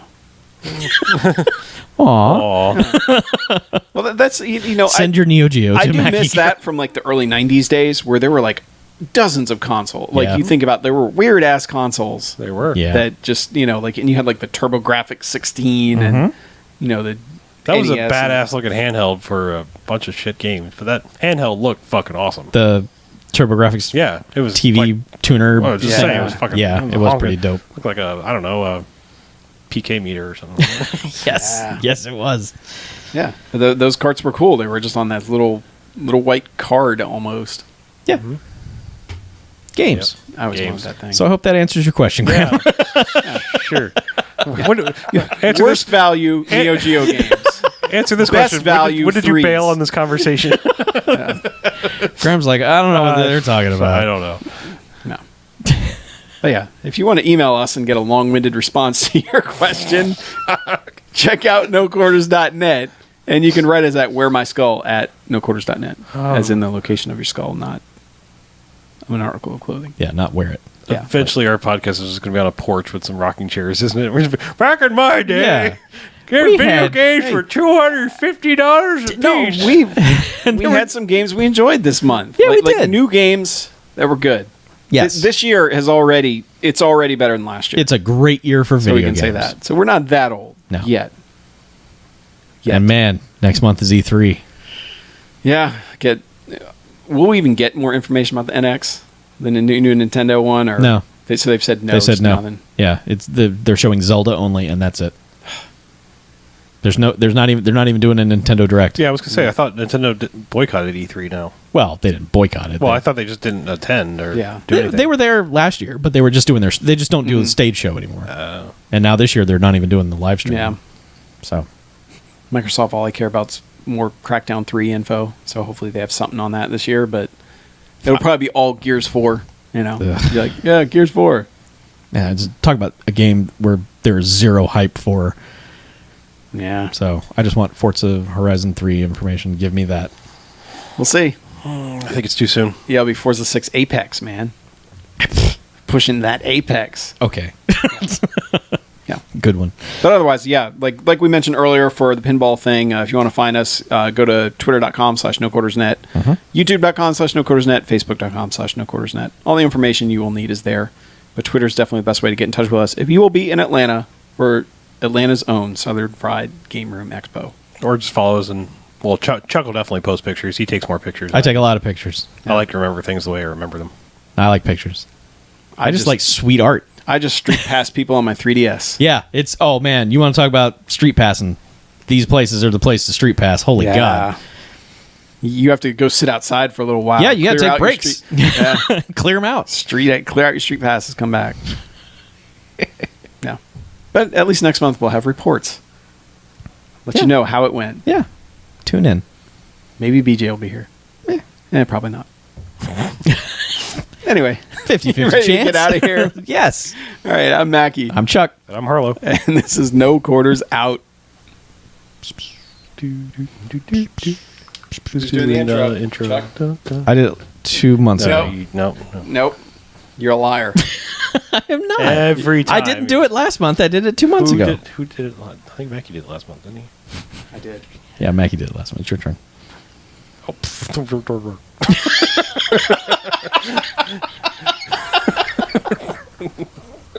that's you. I just want to hear the intro from last month. I just want to hear the intro. This month on No Quarters, it's beta time. as we Beta, play- beta, beta. It wasn't that great. All It right. was just an intro, man. Chuck's never done one. Coming up this month on No Quarters, we get... Oh, I think it's Chuck's turn. No. This month on No Quarters, we wander Oh, out. it's so your turn. It's your fucking turn, Chuck. Yeah, see, you fucking That's liar. 3 in a row. That was not you. I have maintained this ruse for like 2 years. No, I know. And every month I call you on it, and every month you refuse to do it, and somebody else does. I know I did last month, so I'm out. Count me out. All right. Hey guys, Mark the Ninja here. No, we're not introing it that way again. Sorry. Aw. Okay.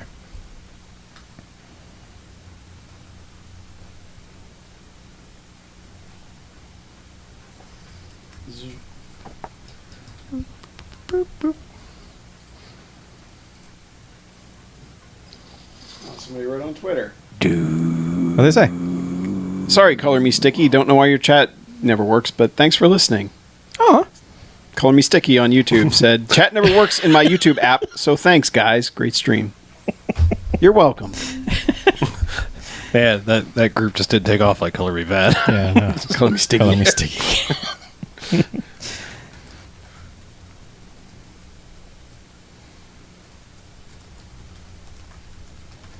This is the part where we craft an intro thing, Mhm. and we watch Chuck try to do it without laughing. Yeah, why don't you laugh? And we drink nutmeg Wow. tainted soda. Then we crush it. We crush it, bro.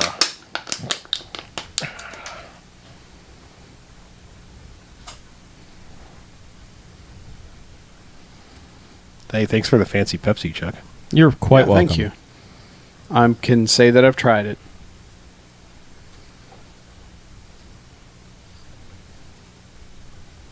And it tasted like Pepsi with nutmeg in it. Mm-hmm.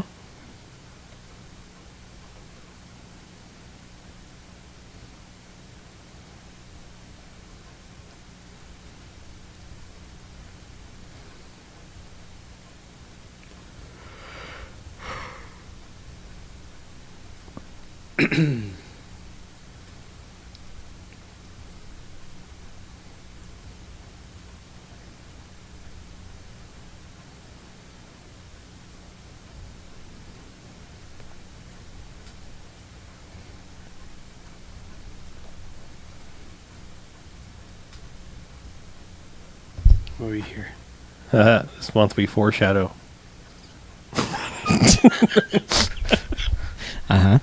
What about foreskin? Foursquare, check it in. Oh. I am the mayor. Of foreskin? Yes, I am the mayor of Foreskin. Call me Mr. Briss.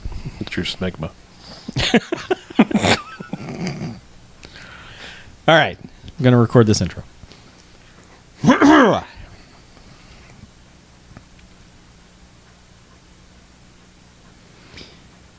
This month on No Quarters, we talk Drake's return in Uncharted 4, Doom Guy's return in Doom, which is also a 4, and Dark Souls 3, which if you count Bloodborne is a 4 as well, plus Homefront the Revolution, which sucks. Enjoy! Nice job, Chuck. Thank you. That was pretty good. Yeah. It's no Mark the Ninja, but it's pretty good. Actually, you could have mentioned Demon Souls. instead of Ooh, Bloodborne. it's actually a 5.